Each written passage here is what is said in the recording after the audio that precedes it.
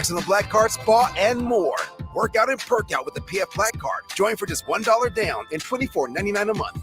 Hurry, this deal ends soon. See Home Club for details.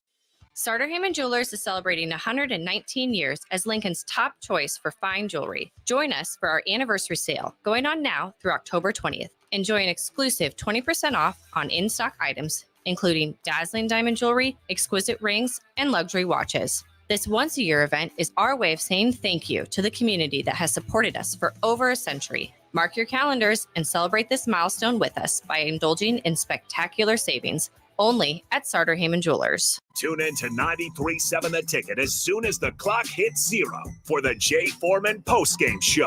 Listen to expert analysis from the Husker Hall of Famer, an 8-year NFL veteran, for 90 minutes after the game. The Jay Foreman postgame show, sponsored by Anderson Ford, Tanner's Bar and Grill, Tavern 180, Elway Power Sports of Lincoln, Vinnie Krekak of State Farm Insurance, and Action Plumbing, Heating, AC, and Electrical on 93.7 The Ticket and theticketfm.com. The dangers of secondhand smoke are well known, but what about secondhand aerosol, which is created when using e-cigarettes? Science already shows a secondhand aerosol can contain nicotine, heavy metals, and cancer-causing agents. Eliminating exposure to secondhand aerosol is an important step to keeping everyone safe. Breathe easier knowing the facts. For help quitting, call the Nebraska Tobacco Quit Line, 1-800-QUIT-NOW, 1-800-784-8669. Paid for by Tobacco Free Nebraska. Aired with the Nebraska Broadcasters Association and this station. Early break. Anthony in the mailbag says, good morning, guys. Question for the mailbag. If you were trapped in a 10 foot by 10 foot concrete room with one animal, what is the largest animal you could kill with nothing but your bare hands? I'd like to think I could whip an ostrich. He's going to get a hold of his neck. He's going to whip him around. He's going to whip him around. Early break from 6 to 8 every weekday morning on 93.7 The Ticket. This is a presentation of Nebraska high school football on 93.7 The Ticket and theticketfm.com. High school football broadcasts are presented by Next Ag Appraisal and Realty, Sunbelt Rentals, Elway Power Sports of Lincoln, Jimmy John's, Teammates, Members Owned Credit Union, NDOT Highway Safety, and Play It Again Sports. Now, calling all the action, here's Nick Sainert and Jay Foreman.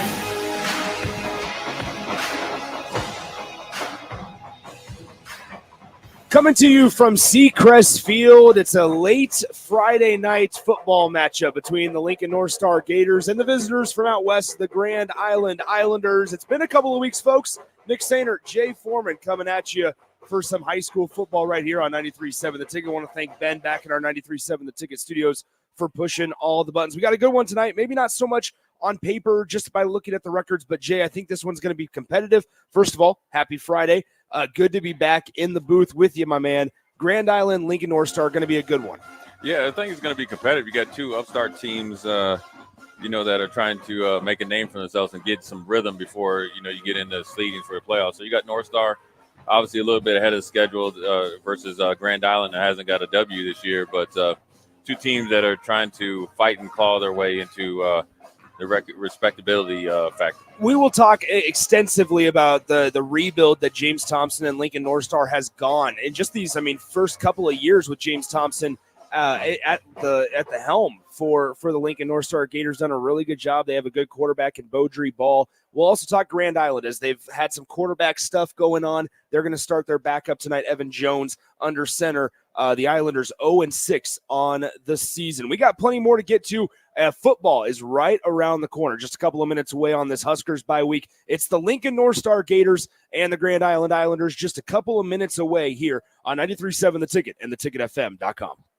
Discover the difference that expertise and experience can make in your real estate journey with Next Ag Appraisal and Realty. Whether you need an appraisal, sales, or farm management, Next Ag comes up with a solution with your legacy and goals in mind. Next Ag isn't just their name, it's your future. So why wait? Visit their website today at www.nextagrealestate.com or give them a call at 402-380-0432 and turn your dreams into reality. Your land, your legacy, their solution.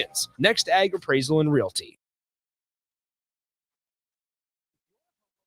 Business owner, you have a lot of projects, and no one has an unlimited budget or time. Sunbelt Rentals makes all jobs less stressful with no need to purchase large equipment or hire a crew. You can do it yourself with rentals and everything from aerators and power rakes for spring yard work to stump grinders, concrete mixers, tile saws, and more. Check out their inventory in Lincoln, north of Cornhusker Highway on 56th Street, or online at sunbeltrentals.com. It's game on at Elway Power Sports of Lincoln, Nebraska's premier Sea-Doo dealership. Score up to $300 off or a free 2-year warranty on 2024 Sea-Doo Sparks and $500 off or a free 2-year warranty on all other brand new 2024 Sea-Doos. Rule the streets on an Indian motorcycle with customer cash and trade-in credits up to $2,000 during the month of September. On or off-road, Elway Power Sports of Lincoln has you covered with a large selection of motorcycles and watercraft in stock at their new 27th and I-80 location. Hurry in, the clock is running down. Hey, bestie. Whoa, how'd you snag that awesome set of wheels? I'm in the market for a new car, too. My friends at Members Own Credit Union. You're always in the driver's seat when it comes to your finances at Members Own. Always in the driver's seat, huh? Yep. They set you up with a loan that makes sense for your budget with great rates and top-notch customer service to boot. Looks like we're going to need to make a pit stop. Let's go. I'll drive.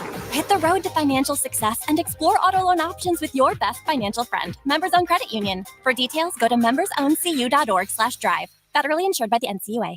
It's game on at Elway Power Sports of Lincoln, Nebraska's premier Sea-Doo dealership. Score up to $300 off or a free 2-year warranty on 2024 Sea-Doo Sparks and $500 off or a free 2-year warranty on all other brand new 2024 Sea-Doos.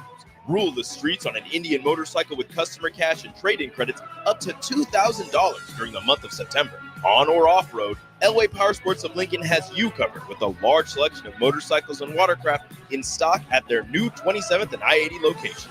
Hurry in, the clock is running down. Now back to high school football on 93.7 The Ticket and theticketfm.com.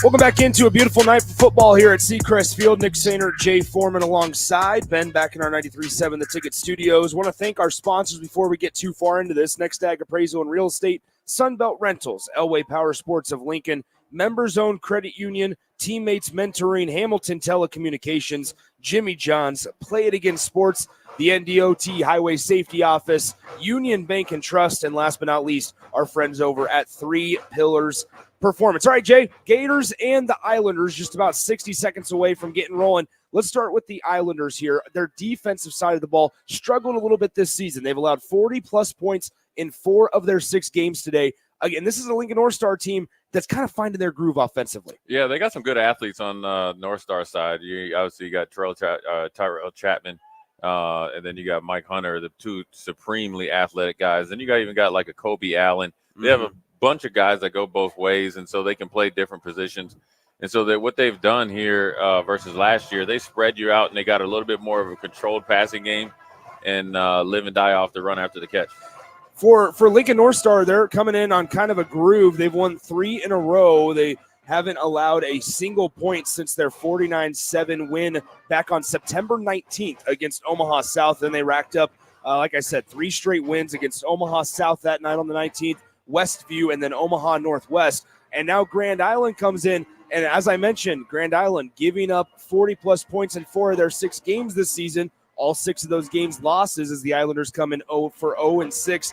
Oh, and Lincoln North Star on the other side, offensively, they've scored 40-plus in 2 of their last 3 games. One of those being that 49-7 win, and then the other one just last week in a 54-0 rout of Omaha Northwest. Lincoln North Star did win the toss. They elected to defer. They will kick to start things off wearing their navy blue helmets, their blue jerseys, white letters and numbers, and white pants, while the Islanders, the visitors, with the purple helmets, the white jerseys, and white pants as well. Got purple letters and numbers with the gold outline for the Grand Island Islanders. The wind is at a complete standstill. Weather Channel says it's going at 7 miles per hour. Doesn't feel like that here at Seacrest Field. It's a beautiful October night for football, 74 degrees at kickoff.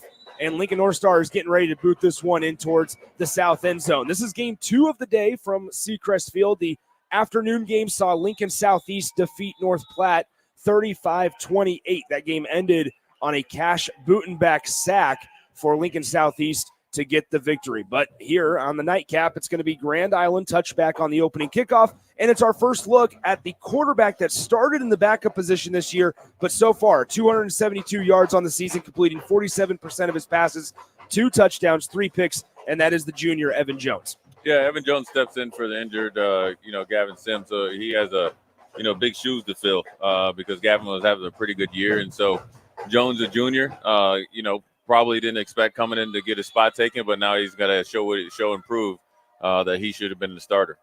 2 wide receivers on to watch for the Islanders, but they'll run this one to start. The 2 wideouts certainly to keep an eye on. Number 1, the senior Jalen Warren has 237 receiving yards on the year, while number 21, Riley Halling, has 227 receiving yards on the year, 3 touchdowns for Halling, the senior wide receiver and linebacker. But on the first play of the game, it was Nelson Wheeler, they're starting running back, the junior, getting a gain of 4 yards. Yeah, he's a 10-600 guy. So if he gets a crease, he can house call it. But looks like North Star is ready for him. Yeah, Wheeler on the season, 3 touchdowns with 600+ rushing yards. Quick, nice little play action pass out to the tight end on the near side. Ran well and completed to Noah Bauer, the junior tight end. He gets another couple of yards up to the Grand Island 28-yard line. 3rd down and 2 coming up. Controlled passing game. You're obviously on the road. You're trying to get some positivity going. You got your backup quarterback in.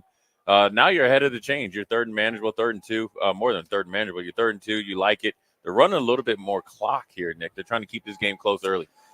As they'll hand it off on 3rd down and short, Nelson Wheeler pounds his way across the 30-yard line to the 32-yard line. 1st down for Grand Island on the 4-yard carry by Wheeler, staying on schedule through the first 3 snaps. Yeah, when you look at Grand Island, them being, 0-6, right? When we just look at the line, they got decent size. You got a good running back that looks good. You got a big old, nice-looking receiver. Mm-hmm. You just wonder where the disconnect is between the execution and wins and losses. Shotgun snap. Here's Evan Jones. His second pass of the game was low, but able to be hauled in by number 21, Riley Halling, the senior wide receiver, was able to catch that one off his shoestrings. I couldn't tell from even up here if that was, even though it was on the near side, if it was going to be caught, but it's 8-yard catch. Yeah, good. It wasn't an accurate pass, but a good job there by number 21, adjusting, making the catch, and then making guys miss. Almost getting the first down. 2nd down and 2, and we have a penalty marker on the play. I think the right guard of that offensive line for Grand Island may have jumped a little bit soon, but then even on the defensive side, we saw Lincoln North Star jump, but it looks like they're going to favor it and give a false start to the Grand Island Islanders. Yeah, so up until this point, everything has been working for Grand Island. I think Grand Island is playing with a little bit more energy and zest for this game. We saw number 74 from North Star jump off sides and flinch. And a lot of times in college and pros, they'll call it on the defense an encroachment call. But the right guard was a little bit jumpy there at the start. Handoff from the shotgun, heading to the left side is Wheeler. He'll go nowhere. That defensive lineman that Jay was referring to that jumped was Jamal Little, the junior. Good size to Jamal Little, but now he'll sub out for this 3rd down snap. Yeah, Jamal is not so little. And he's a big, good-looking defensive lineman there. And so now for North Star, this is your chance right here. 3rd and medium, 3rd and almost 3rd and long. You like your chances with your backup quarterback. Look for him to bring the blitz right now. 2 wideouts each side for Grand Island as they'll take a moment and look back towards the Islanders sideline on the east side of Seacrest Field. It'll be Wheeler in the backfield with Evan Jones, the quarterback. He motions from the left hip to the right hip as it's 3rd down and 6 from their own 36-yard line. Fumble on the snap. Jones able to corral it and then gets pounded and taken down. Fumble on the play, and it looks like Lincoln North Star comes up with it, and they'll take over after they force the first turnover of the game. Really good call there by Tyrone Chapman, my main man. Actually, the former Arkansas Razorback, Woe Pig Sooie, former NFL and CFL football player. He's the defensive coordinator for North Star. Right there, once he saw, and I know Tyrone, right? Mm-hmm. Once he got to 3rd and 5+, you saw him bring the heat. Great sack, forced fumble, and recovery. That's a triple crown in the defensive meeting room there, Nick. Lincoln North Star takes over on the Islanders' 25-yard line. 1st and 10 is Lincoln North Star will head out there. 2 wideouts near side. They'll motion now number 6, Michael Hunter Jr. from right to left. Taking the snap, now running to the left side. Bounces off 1 tackle. Here's Tyrell Chapman as he makes one guy miss across the 20-yard line and inside near that 15-yard line. Looks like they'll mark him out at the 6, and it's 2nd down and 1. Look, I like what North Star did right there. They wanted the motion, see what Grand Island was doing defensively. One thing Grand Island didn't do in any of their offensive snaps is motion to see what North Star was doing. And then by motioning Hunter over, they created a number advantage to run that speed option to the wide side of the field with a pretty good athlete in Tyrell Chapman. And we will see two quarterbacks for the Gators tonight. Obviously, Chapman is certainly a speedy guy, but they also have Beaudry Ball, who can sling it, leads the team in passing yards this year, does Ball. Handoff on second and short. Powering his way forward is number 12, Jordan Anderson. Spins around and will be taken down at the 10-yard line. Good enough for a Gators first down, gain of 6 on the play. Yeah, Tyrell Chapman had about 8 yards on his first carry, and Jordan Anderson came in with a powerful 8 yards after it. I like the combination of the quarterbacks between Chapman and Bell, but then also I like Anderson. He's a big, strong eye back that can run with power, but also he has the speed and quickness to break some runs as well. So 2 wideouts each side. Ball will be on the left side while Chapman is in the shotgun. Anderson off to the right side of Chapman. He takes the shotgun snap. First down and goal from the 10-yard line. Quick pass out near side is just out of the reach of Camden Creaser, and it'll be second down and goal. Yeah, look, they had a Creaser open there on the speed out, a little bit of an option route, then he brought it out towards the sideline. A little bit of an inaccuracy by their Tyrell Chapman. Now it's 2nd and 10. Look for North Star to get back into either speed option or Anderson off tackle. 8:57 to go in the first quarter here from Seacrest Field. Nick Sander, Jay Foreman with you. Lincoln North Star on the Islanders' 10-yard line after they were able to strip sack the Islanders QB Evan Jones for the first turnover of the game. So second down and goal after the incomplete pass on first and goal. Shotgun set, Anderson off to the left side of Chapman. He takes the snap, looking right side back. Creaser's way incomplete. Once again, out of the reach, just a little too tall for Camden Creaser, and it's now third down and goal. What are you doing here if you're Lincoln North Star? Well, Lincoln North Star, it depends on if you believe in your kicker. Right now, you need to play for 3 points. I mean, I think they fell right into Grand Island's hand right there. I think that 2 running plays for 16 yards, then you go 2 passing plays for 0 yards. You would like that play to be a little bit of a run. Now you pigeonhole yourself. You got to pass now. Now it's got to be a safe pass, and hopefully you catch it and get a little bit of run after catch. 2 wideouts is now Ball will motion to kind of be that right side of the offensive line. Snap back. Here comes Chapman running right side. Jordan Anderson lays a block inside the 10. Won't be anywhere close to that pylon, though, on the right side as he's pushed out of bounds at the 9. Gets a gain of 1. You needed 10 to get to the end zone, and it looks like here comes the field goal unit. Yeah, that's what I call a throwaway play. You really pigeonhole yourself by passing it on second down. And it's great if you complete it because it would have been a touchdown. But now it's 3rd and 10 in short area. You don't really have your passing quarterback in, so you ran the speed option. See if you could break a tackle or 2 and get a touchdown. But good job by Grand Island there after the turnover and stopping them and holding them to a field goal. Now Max Kleppinger comes on for Lincoln North Star and drills the 26-yard field goal up and good. So with 8:44 to go in the first quarter, Lincoln North Star turns the strip sack into 3 points on a 26-yard field goal by Max Kleppinger. Nick Sander, Jay Foreman with you. We'll step aside, come back in 30 seconds on 93.7 The Ticket. In today's digital landscape, the security of your business is non-negotiable. That's why you need better cybersecurity solutions. At Hamilton, we make it our business to protect your network, data, and digital assets with the latest in cybersecurity technology. Our dedicated team of experts has the technology in place to protect what matters most to you and your business. Stay ahead of cyber threats with better cybersecurity protection. Hire Hamilton at hamiltonisbusiness.com. Now back to high school football on 93.7 The Ticket and theticketfm.com. So it took Lincoln North Star 2 plays to get from the Islanders 25 down to the 10-yard line, had first and goal, and then for the next 3 snaps netted them just 1 yard of real estate. And Max Kleppinger, the kicker, the senior, who tees up for this kickoff, had to fire home a 26-yard field goal, and Lincoln North Star leads 3-0 over Grand Island.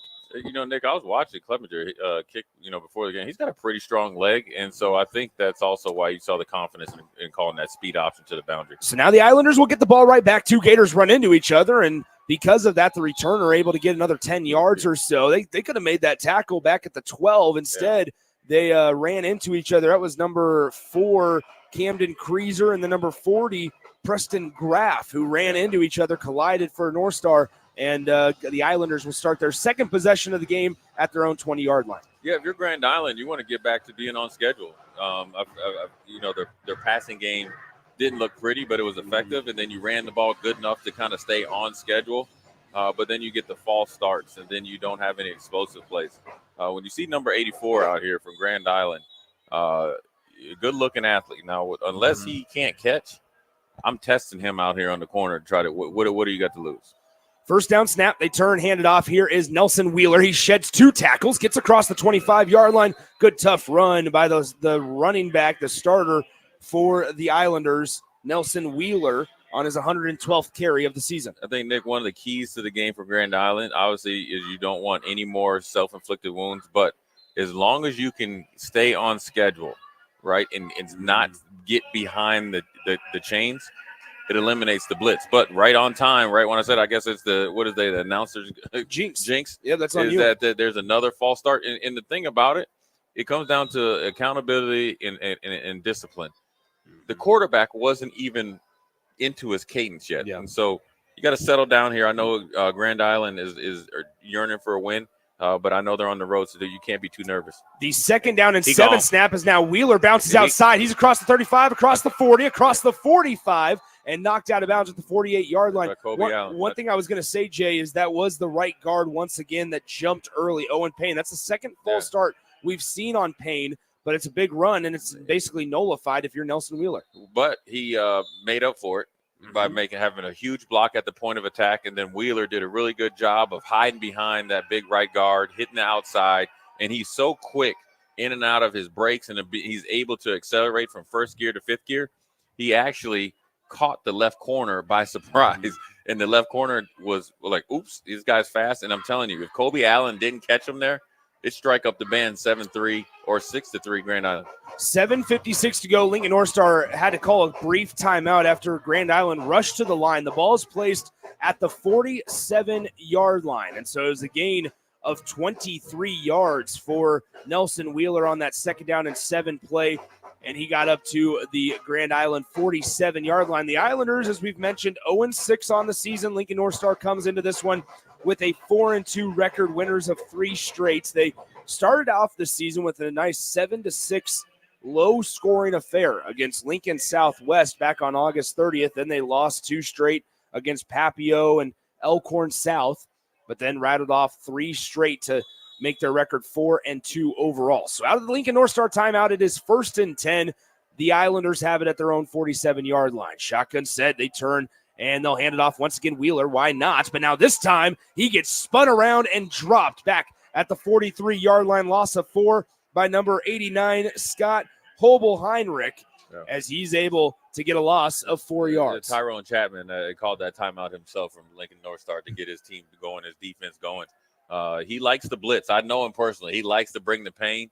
And whatever he said during that timeout got these North Star Gators moving a little bit faster with a little bit more energy that he likes. Second down and 14, 2 wideouts each side. Shotgun once again. Here's Evan Jones. Low snap, able to corral it. Now gets pressured, throws out right side, and just had to get rid of that one as pressure, some heat came right up the middle, and Evan Jones was running for his life. Yeah, you know, when you think about it right now, the 2 blitzes that they ran, actually 3 blitzes they ran, Nick, has been on the offensive right side and the defensive left. So if I'm Grand Island, I'm trying to roll out to the offensive left. I'm trying to see what you don't like doing on that side of the field, because they are not picking up the simple blitzes from North Star right now. 3rd down and 14, pass out far side. It is taken away as that one was bobbled, and it will be.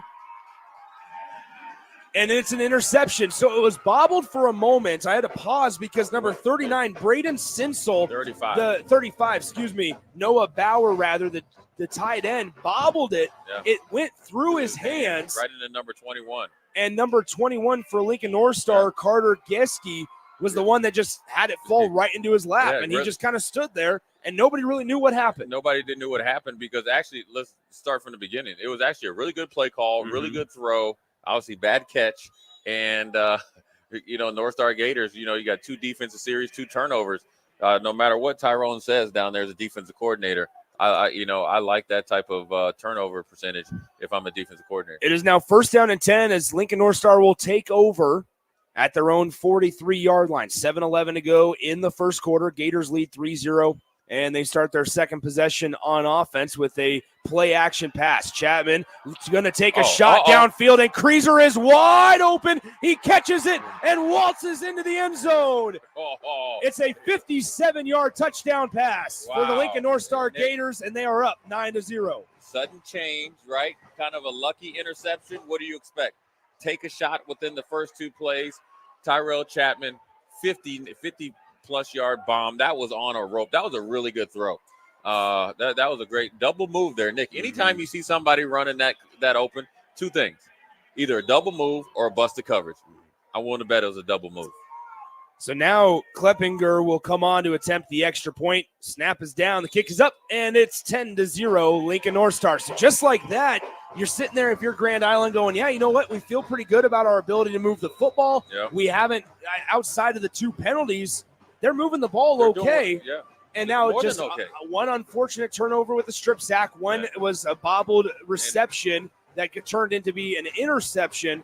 And quickly, in the blink of an eye, it's 10-0, just less than 5 minutes into this game. Well, these 2 offensive series show you why Grand Island's 0-6. And then these 2 offensive series or these 2 defensive series is why you see that, or why we said before the game, North Star is starting to catch their rhythm. A lot of times when you haven't won a game all year, yes, you might not have the talent, but more or less it's the lack of discipline, the accountability, right? We have offsides, you jumping off sides. You have a wide open pass to a tight end, goes right through his hands, goes into the defender's hands. And then also it's situational football, right? As soon as that happened, that sudden change. You know why it's sudden change? Because suddenly I got to go from being on the bench as a defender, drinking my Gatorade, thinking about how I'm doing something the next series, to out there playing defense. You got to make sure you can't get beat with a double move. Now you're down by 2 scores in a game that, besides 2 plays or two really odd plays, a sack, forced fumble, recovery by one guy, and then obviously a pretty much an odd interception. When you watch this game, I would think it's an even Steven game there, especially where Grand Island has been able to move the ball. 7:01 to go in the first quarter as the return as Grand Island gets across the 25-yard line and is down at the 27. So now the third opportunity for Evan Jones and the Islanders offense. I feel like you got to keep giving it to Nelson Wheeler. He's been the constant hot hand all game so far. Nick, there's a ton of clock left, a lot of football to be played. Again, the same thing that we said, how you feel, this is what you got to voice to your team. We're okay. We just got to stay out of our own way, stop punching ourselves in the face. We're going to stay to our game plan, and we got to execute just a little bit better. But let's not shoot ourselves in the foot. Pre-snap penalties, drop passes. And you know what? You got your boy Victor down here, number 84, who I've been told his dad played at University of Louisiana Monroe, can high point the ball. There's a reason why Tyrell Chapman is guarding him one-on-one. Jones back to pass, quick dump off right side. It's caught, hauled in by Halling over on the right side. There is a penalty marker down on the play, right where Halling went down. It might be a hold on the offense. Is number 5 for Grand Island, Lucas Rissling, was trying to block down the field on the perimeter, and it looks like they're going to move this one back. It'll be a hold on number 5. Okay, Nick, now we need to start having the counter here. Like, how many penalties does Grand Island have now? You're in three offensive series, and you have 3 huge penalties. Look, if you ever want to settle down a game, come down right, little quick RPO action, tight end, two to lay flat, like you throw to Vershawn Jackson, you catch it, now you got holding on Aaron Davis out there in the flat. 2 negative there by Coach Brown.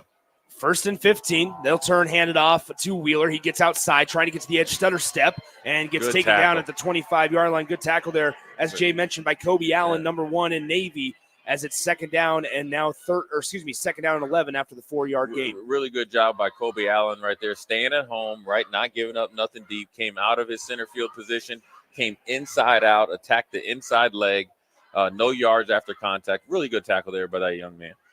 6:07 and counting, second down and 11. The Islanders so far today, 20 yards lost because of penalties, 2 false starts and 1 hold.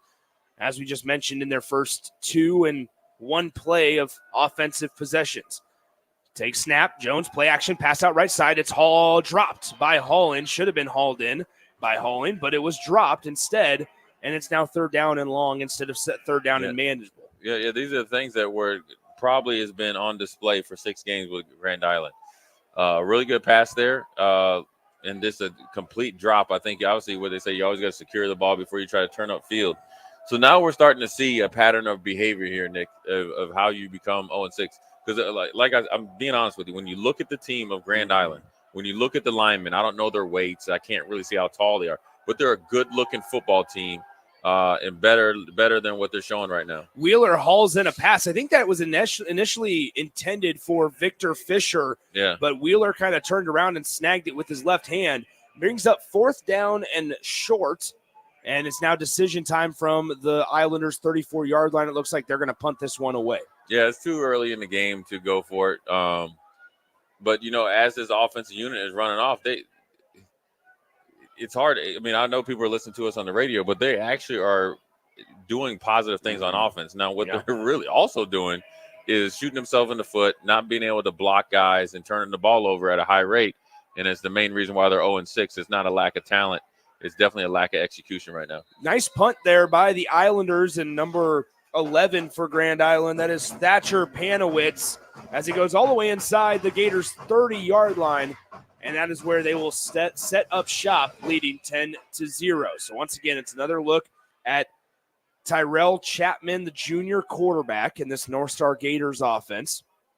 First down and 10, it'll be placed at the 30-yard line. I think that actually it was downed at the 22. However, it hit an Islander man in coverage. And so that's why they got benefited from the 8 extra yards did the Gators. So they'll break the huddle, 1st and 10 from their own 30, 5:29 to go in the opening quarter, 10-0 Lincoln North Star over Grand Island, trying to get their 5th win of the campaign. They'll motion the guy on the far side, speed option, right side. Chapman has his running back running with him, decides not to pitch it and just dive forward for a gain of 1. Little speed option there, and good tackle there, open field tackle by the Grand Island defender, number 23, where when you run this speed option, obviously I saw it for years and years in when I was at Nebraska. What Tyrell needed to do right there, he needed to press the end more to make them make a decision. Indecision leads to only a 1-yard gain. Now they're in shotgun, so now you're thinking defensively, this is a heavy pass situation and formation. Now they got to hold up in coverage against a fast fast skill set guys. They'll motion the running back out of there. That's J.C. Sievers. We haven't seen him. Chapman going to take another shot downfield, one-on-one coverage, and it's just out of the reach of the intended receiver as it was tailing towards the sideline. No room to make a play was the intended receiver. Number 2, Kaysen Larson was the man in coverage for the Islanders. It brings up 3rd down and 9. Good job coverage there by Larson and sticking with this guy, right? Tyrell Chapman did a really good job of getting outside, right? Out, extending the pocket out to the Grand Island bench. And then obviously good coverage there, sticking with him all the way so you're not giving up another explosive play. But you're seeing a pattern here by North Star Gators, right? Run, let's go deep, trying to put the dagger in the heart early in this game. The pass was intended for Michael Hunter Jr. It fell incomplete. 3rd down and 9 from their own 31. Big opportunity for the Islanders to get off the field.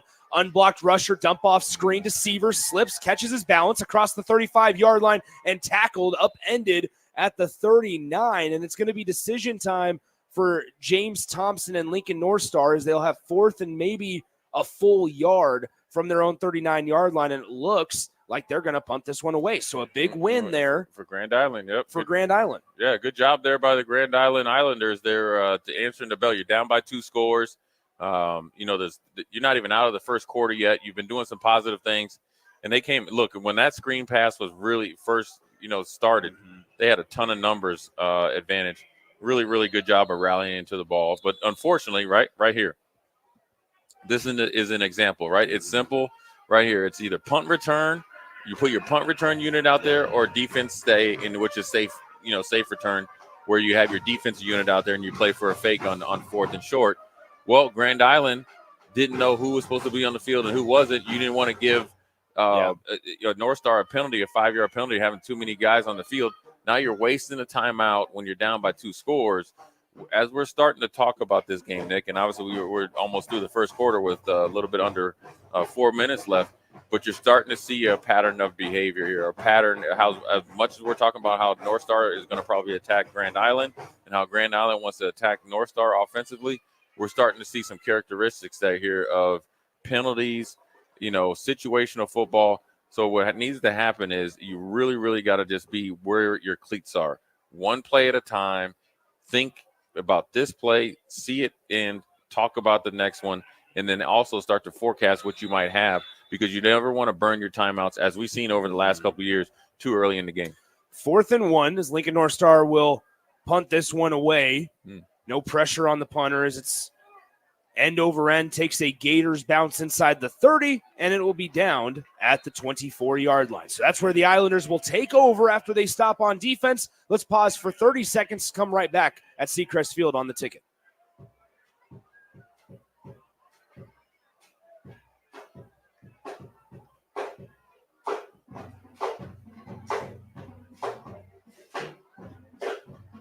Teammates Mentoring Program. Hope is only a conversation away when you choose to share your talent, time, and heart with a child. Together, you can build a relationship based on strengths and chart a brighter future, 1 week at a time. Find out how you can be a mentor by visiting LincolnTeammates.org. Become what you needed as a kid by joining the Teammates Mentoring Program today.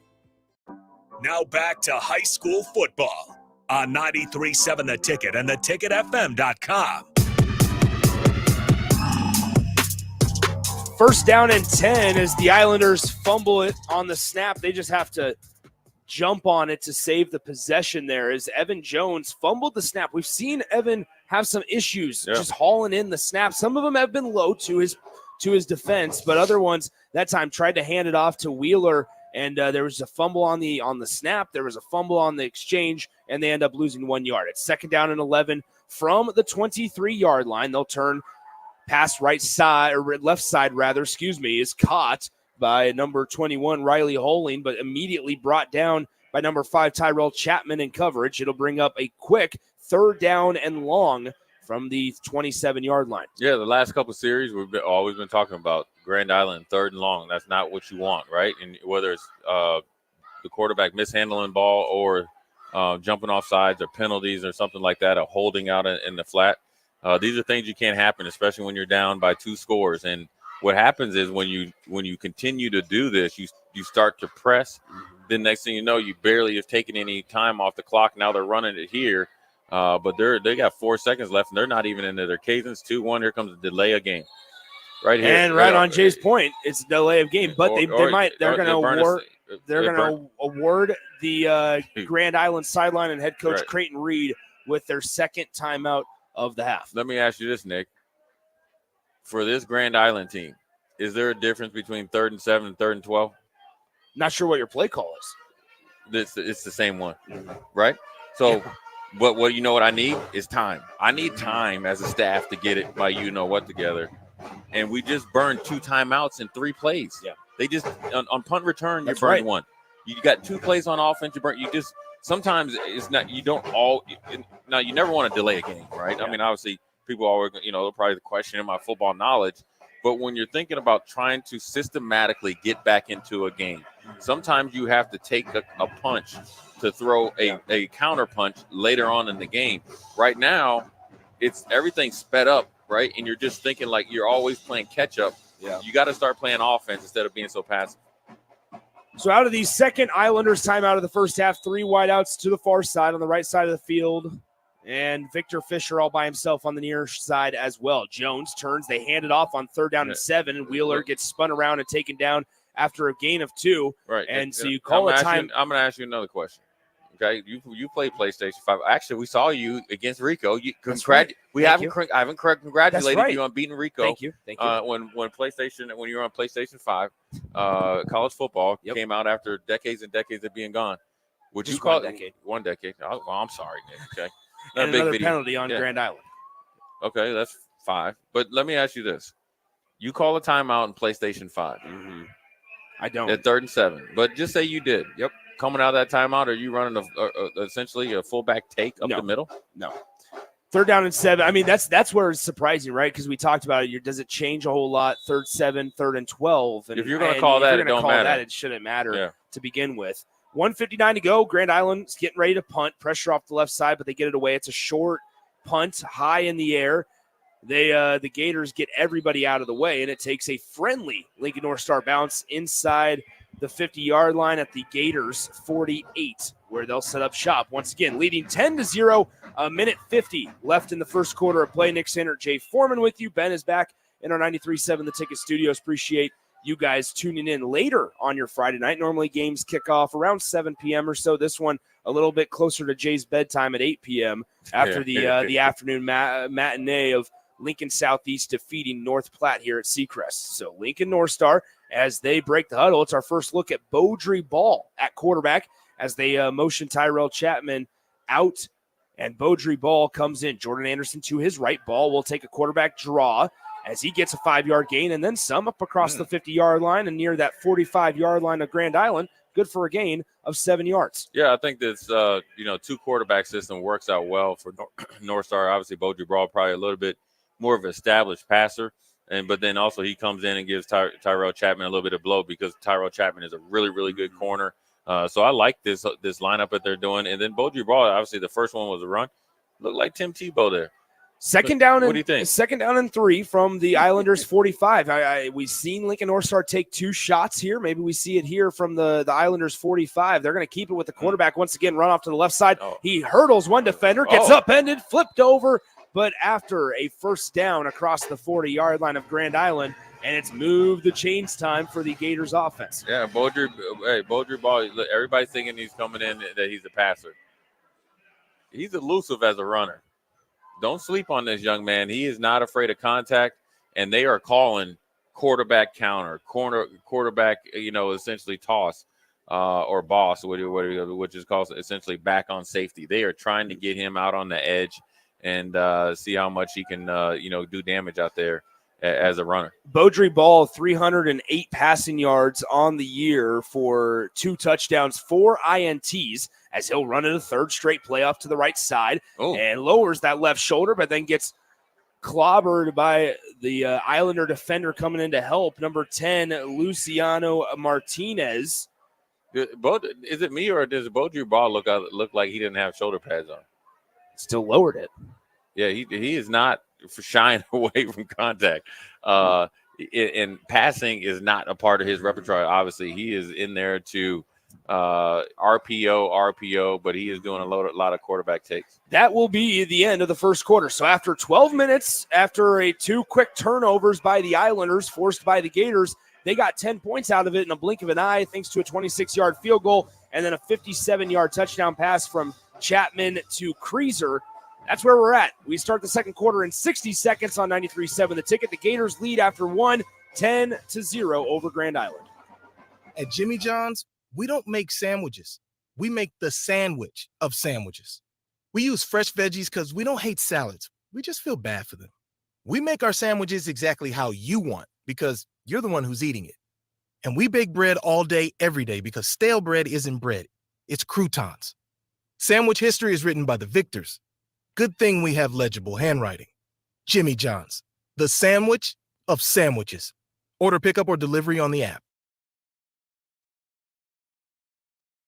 Escape the ordinary gym experience and unlock a new you with 3 Pillars Performance. Whether you're a high school athlete, college student, or former athlete, 3 Pillars Performance's state-of-the-art facility and certified trainers are dedicated to helping you achieve your fitness goals. Join a community that helps you get leaner, stronger, and move better than you ever have before. Visit 3 Pillars Performance online at 3pillarsperformance.com or in person at 5620 South 49th Street in Lincoln. Maximize your athletic potential with 3 Pillars Performance today. Now back to high school football on 93.7 The Ticket and theticketfm.com. It is time to start the second quarter of action from Seacrest Field. Second down and 10 as Lincoln North Star has it on the Islanders' 38-yard line. They lead 10-0, trying to extend that lead. Quick pass out near side. Here's Kreezer as he makes a couple of guys miss, tries to bounce outside, has some open space inside the 20 and pushed out of bounds by the Islanders at the 17-yard line. The Islanders defensive back there, number 27 for Grand Island, Michael Obermiller, wanted to hold on the perimeter. No flag was thrown. Yeah, good job there by North Star getting it to one of their playmakers, Mike Hunter, the second or junior. Good job by him of being patient, setting up his blocks on the wide receiver smoke screen, then the run after catch and acceleration was pretty impressive. So first down and 10. Here is from the 17-yard line. It's Beaudry. Ball still in there at quarterback. Jordan Anderson directly behind him as they'll motion. That is Michael Hunter Jr. handed off Jordan Anderson. A little misdirection play up to the right side, and he gets taken down by number 9, Hudson Oliver, the senior defensive lineman, in there to make the stop after a loss of 1. Yeah, I mean, Grand Island for unconventional run plays, they've done their job and held up pretty well.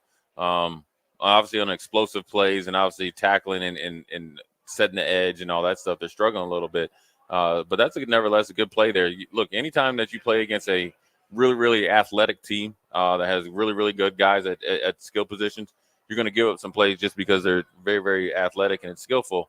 Good job bouncing back there by the Grand Island defense there. Second down and 11. Ball hands it off. Here's J.C. Sievers, the handoff, the backup running back, and he gets a gain of 4 up to the 15-yard line. That'll bring up third down and 8 coming up from the 15-yard line of Grand Island. Yeah, Nick, we'll keep saying the same thing. When you just watch the game and take the self-inflicted wounds, the 6 penalties and 2 turnovers, Grand Island is out there holding their own. Now, all the other things factor into football, but very easily this team could just quit. It's like, all right, we'll give up 7 points, try to get it back on offense. Now they got it in 3rd and 8 after giving up an explosive pass at the beginning of the quarter. 3rd and 8 from the 15-yard line. 2 wideouts near side. Sievers to the left side of Ball. Ball, 3-step drop, looking left side. Gets pressure from his right side, and that one's just out of reach of the defender as number 27. That is Obermiller once again. Almost got his mitts on it going back the other way, but instead the Islanders will keep it a 2-possession game and force a field goal attempt. Yeah, really good job there by Grand Island's defense there of really, I guess, a win when you're backed up there and you hold them to a field goal or hold them to a field goal attempt. They haven't made the field goal yet. And then also keeping their head in the game because very easily with the way that the penalties and the offenses look, you get your dauber down and just tap out and be ready to get back to Grand Island. 32-yard field goal by Kleppinger is up, and it is good. And so 10-16 remains here in the second quarter. The Gators lead 13-0 over Grand Island. Grand Island tries to find some sort of rhythm on offense when we return here in 30 seconds on 93.7 The Ticket. Where will your path take you, traveler? To seek fortune in a new career? Or on a journey to distant lands for a well-deserved vacation? Wherever you go, one distraction could spell disaster. You can change your fate, adventurer. Don't drive distracted. Paid for by the NDOT Highway Safety Office. Now back to high school football on 93.7 The Ticket and theticketfm.com. Nick Center, Jay Foreman back with you after the field goal is up and good by Kleppinger of Lincoln North Star. They now lead 13-0 with 10-16 to go in the first half of action. By the way, folks, Next Ag Appraisal and Real Estate, your land, your legacy, their solutions. Visit nextagrealestate.com to learn how their firsthand experience can help you in valuing, managing, and selling your property. So once again, 10-16 to go in the second quarter. It's 13-0 Lincoln North Star. Good job by the Islanders defensive bending a little bit, but not fully breaking as they held the Gators to a field goal on that last possession after they moved the ball pretty comfortably. I would say this, Jay, I said the statistic where in 4 of the Islanders' 6 games, as they're getting ready to take over at their own 25-yard line, in 4 of their 6 games, they've given up 40-plus points. I'm starting to think that maybe that was also a tribute to the offense of putting the defense maybe in some negative positions this year with turnovers, penalties, and et cetera. Yeah, I don't think they just showed up here at Seacrest Field, a.k.a. Aaron Davis Stadium, and decided to turn the ball over, jump off sides, hold out on the perimeter, and miss some key blocks on blitzes going at any of their quarterbacks they have playing. I think this has been a pattern all year. Toss out to the right side. Here is the running back for Grand Island. It is not Wheeler. Instead, it's Riker Booth, the senior running back. As he gets a couple of yards, they'll mark it at the 28-yard line, gain of 3. And so we saw it in the first possession where Grand Island actually, for their first 3 snaps, it was a small sample size, stayed on schedule. They got some big plays and they got 3rd and short. Evan Jones was kind of in a rhythm. That was the most that we saw him get into a rhythm. You got to go back to that, it feels like. Yeah, it was open, and it wasn't pretty, but they were making it work, and then it was timely run by Wheeler, and Wheeler's not in the game right now. So you got to go back to your original script and try to get something going positive. You got your best player over there on the bench, and trying to get some movement here on the offensive line. Now that was a run up the middle for no gain. Now you're behind the chains, back against the wall. Now you're in a must-pass situation against a defense that likes to crank up the blitz here on 3rd and 5+. We've seen 5 Gators beat down linemen before so far in this first quarter and almost half of football against the Islanders. This time just 2 down linemen, 2 guys on the edge, standing up, ready to brush from each side. As the snap back to Jones, fakes the handoff, pass out left side, is going to be hauled in by Holing, but it will be a couple of yards shy of that first down marker, maybe just 1 yard shy at the 34-yard line. Brings up 4th down and 1, and once again, Creighton Reed has a decision to make, and it looks like they're going to play the field position game down 13. Yeah, the decision was made for him with a good job there by North Star Gators. Usually a man-to-man team there. Showed man and went out and played zone and came up here at, a fake punt. And so a fake punt by Grand Island, and I think they're going to give it to him. And they will. So a nice job as Creighton Reed dials up a little bit of trickery. Yeah. With 8:22 to go in the second quarter. That was awful quick. It was. And Grand Island, that time, no mistake on the fake punt, or the punt team that time. They had just 11 guys out there instead of 12. And so now it's 1st and 10 as the offense trots back out onto the field. And now Wheeler, the starting running back, is back in. He's lined up on the left hip of the quarterback, Evan Jones. Shotgun set, they turn, hand it off. Here's Wheeler off the right side, skirts back towards the middle and fouls forward for a gain of 3 yards up to the 38-yard line. Yeah, good run there by Wheeler. Good blocking there by Grand Island offensive lineman. And Wheeler looked like he was going to be tackled in the backfield. Made one guy miss, cut back, got nothing or something out of nothing. But nevertheless, the speed of the North Star Gators defense at all 3 levels is on display tonight. So 7:35 and counting. Here is Grand Island taking a little bit of clock. It feels like this is the longest that they've been on offense so far tonight, and it's only been about a 2-minute possession as they'll motion the tight end from left to right along the line. Now they'll hand it off. Wheeler's got a hole. Good block on the perimeter there by the wide receiver as Wheeler falls out of bounds, but not until he gets across the 45-yard line. Good for another Grand Island first down, and it's 1st and 10 after the Wheeler scamper.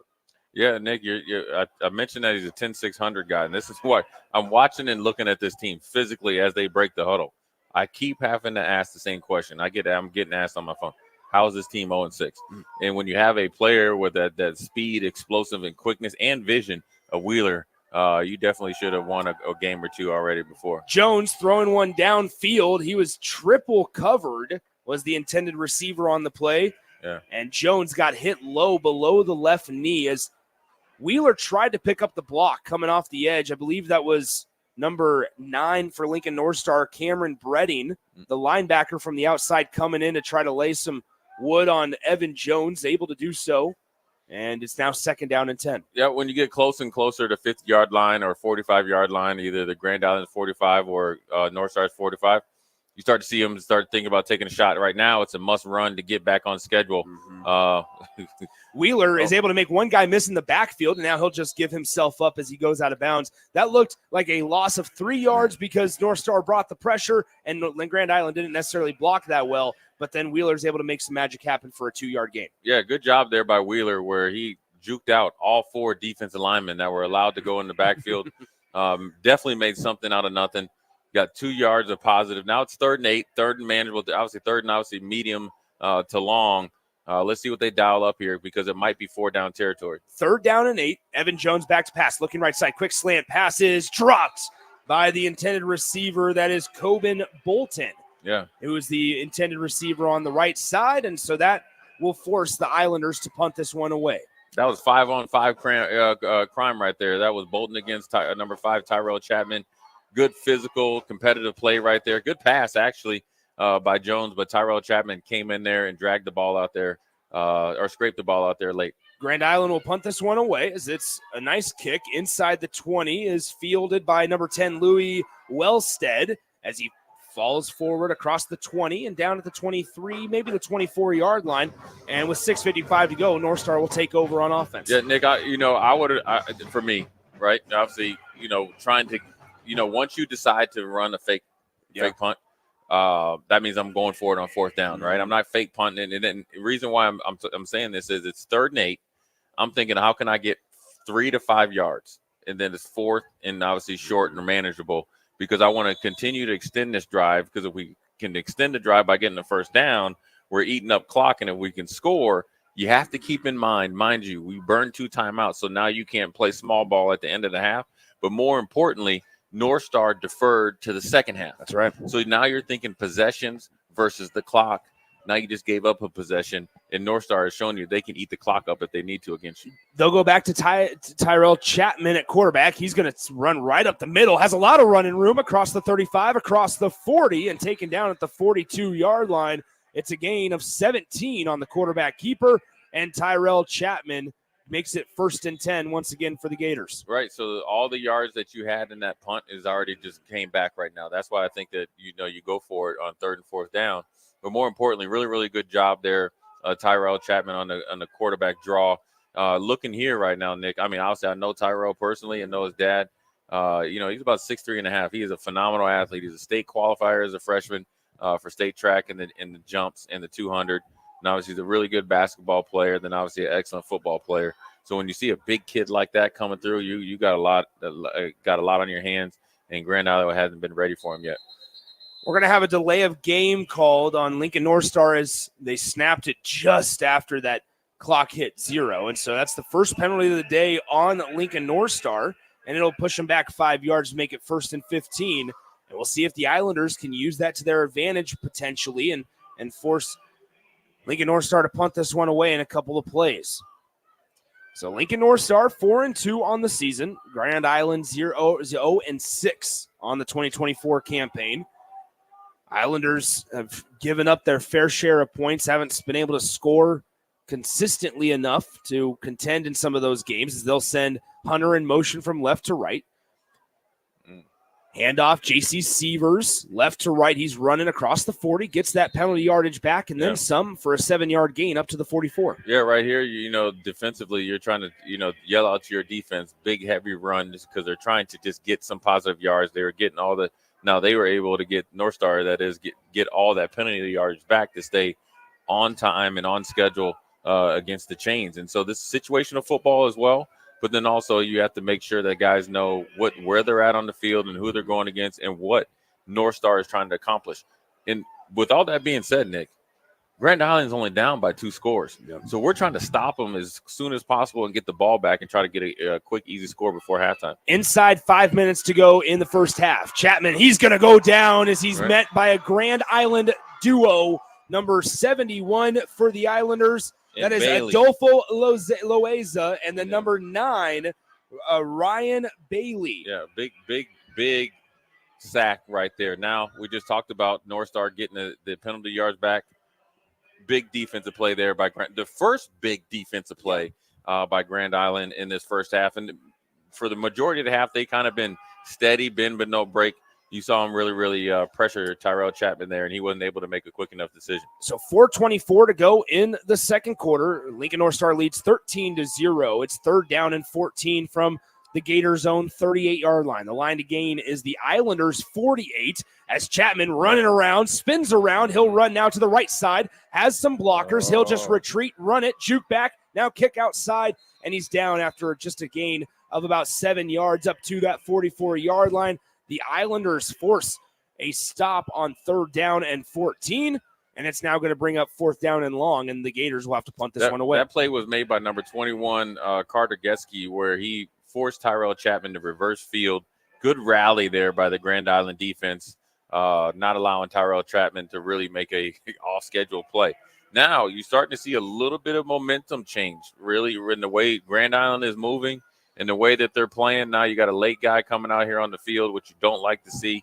But now there's 3 minutes and 28 seconds. Clock is running. Now you got to think a little bit hurry up offense because you only have 1 timeout left. End over end punt. It takes a Gators bounce inside the 25-yard line. The returner, Riker Booth, almost looked to Like he was going to touch that one as the coverage guys were racing down the turf, but it's down around the 20-yard line. 3:15 to go, 1st and 10. Okay, you said hurry up offense. If you're Grand Island here, you have 3 minutes and 15 seconds to work with. Yeah. But who are you going to? Yeah. Now, within reason, right? You sometimes with a team like this that has like 6 penalties in the first half, all self-inflicted wounds, obviously turnover, has communication, execution issues across the line. Hurry up offense is not necessarily what everybody's thinking. What I'm saying is this is something you should rep, right? So now we're in our 2-minute offense. Even with 3 minutes and 15 seconds left. 1st and 10, they'll hand it off. Wheeler has a hole. He sheds one tackler, gets another one across the 35 and pushed out of bounds near the 40 at the 39-yard line. It's a gain of 19 on 1st down. Move the chains for the Islanders. They'll take over once again and hurry to the line. That's what you like right there. The first play, if you can get 5-10 yards, that's great, right? You got 19. So now you're ahead of schedule. And now you got North Star on their heels a little bit. Quick pass out near side. It's hauled in across the 40-yard line, and he steps out of bounds. That is number 5, Coben Bolton, the senior wideout, on the reception. Gain of 3 up to the 42 of the Islanders as he tiptoed across that sideline on 1st down. 2nd down and 7 coming up, 3:02 to play in the second quarter. Quick handoff as Wheeler has a hole again, and he gets wrestled down near that 50-yard line, barrels his way over the Gators defender who made the tackle on the play, and it's a 1st down for Grand Island. Right now, it's not up-tempo. It's just consistent. You know, and what I like about this, Nick, is taking the thinking out of it for some of these guys on Grand Island, and the execution percentage is going up tremendously. 2:48 to go. They'll hand it off once again, 3rd time in 4 plays. Nice juke move by Wheeler, and he has some open space inside the 20, and he will score. Nelson Wheeler gets his number dialed 3 of the 4 plays on offense, and he takes it to the house from 50 yards out, and the Islanders make it a 1-possession ball game. It's 13-6 with 2:38 to go in the second quarter.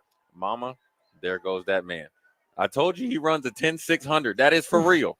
He has a little bit of D1 interest. Listen, he's built strong, really, really good vision. And you know what, Nick? I'll give the Grand Island. I'm going to give Grand Island and their coaching staff credit. They stayed with the running game, kind of giving them body blows.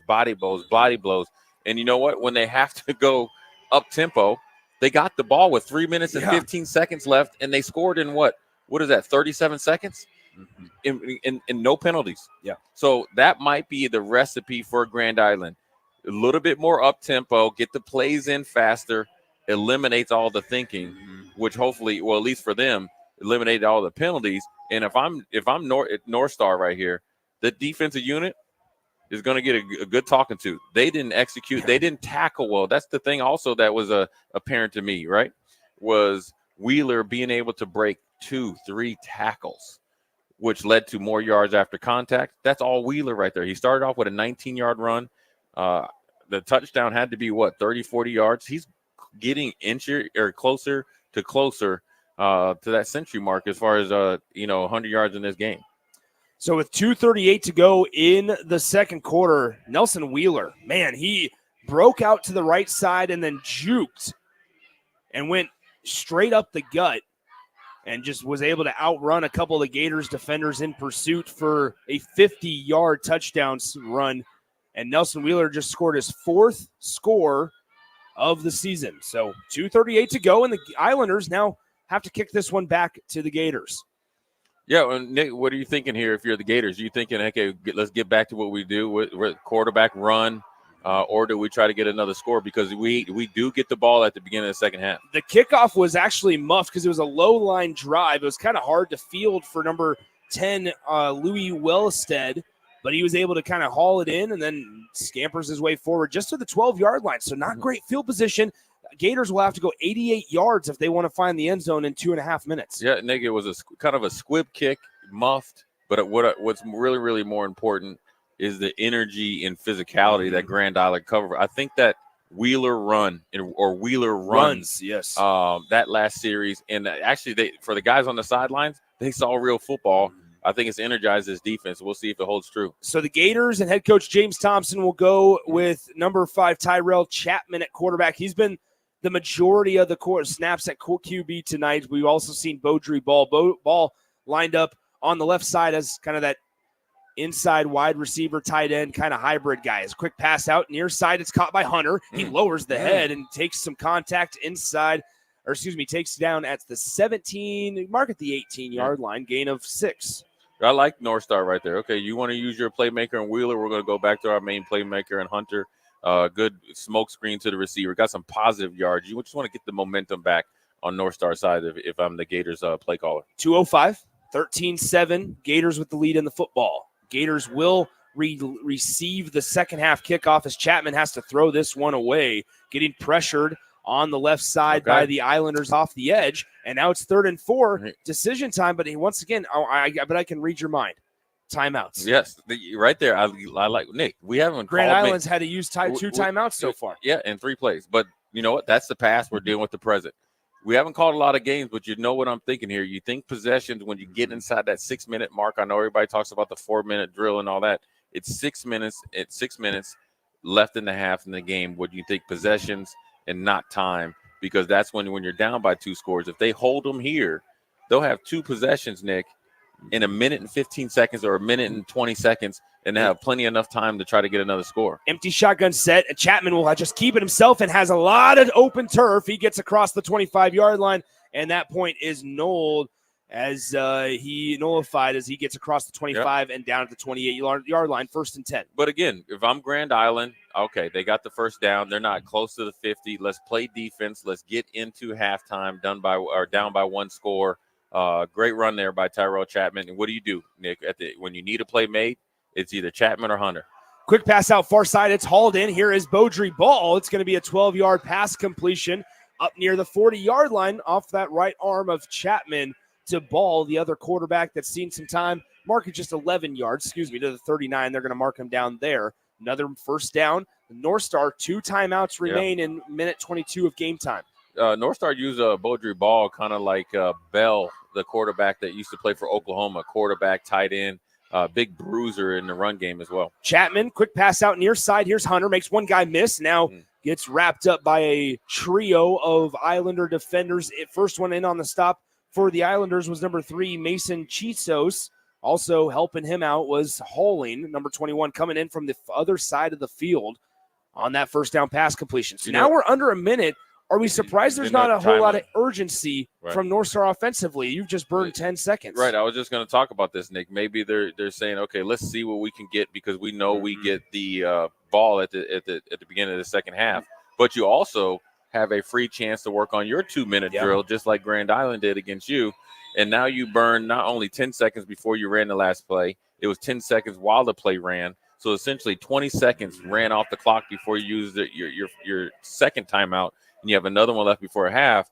Now you're thinking right now, how many plays can we get to get into realistic field goal range if we don't get an explosive play? So if I'm a defender, if I'm Grand Island, or if I'm the defensive coaches right there, I'm talking about take a shot, play, keep everything in bounds, and then don't give up anything deep. And we're going into halftime down by 1 score. Because if they don't get an explosive play here in the first or second plays, they're going into halftime. And the clock will run out. Before this third down snap, let's pause 10 seconds for station identification on 93.7 The Ticket. This is Lincoln's home for sports talk on the FM dial. Also online at theticketfm.com. On the internet. KNTK FM Firth, 93.7 The Ticket. Nick Sander, Jay Foreman back with you. 33 seconds to go in the second quarter. 3rd down and 4 out of the Lincoln North Star timeout. They have 1 remaining. They lead 13-7. Over the winless 0-6 overall Grand Island Islanders here in quarter number 2.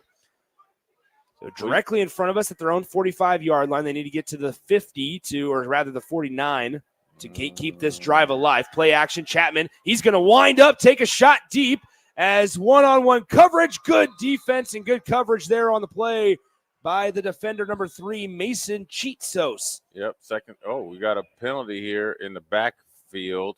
If it's against North Star, you're probably going to kneel it and go into halftime.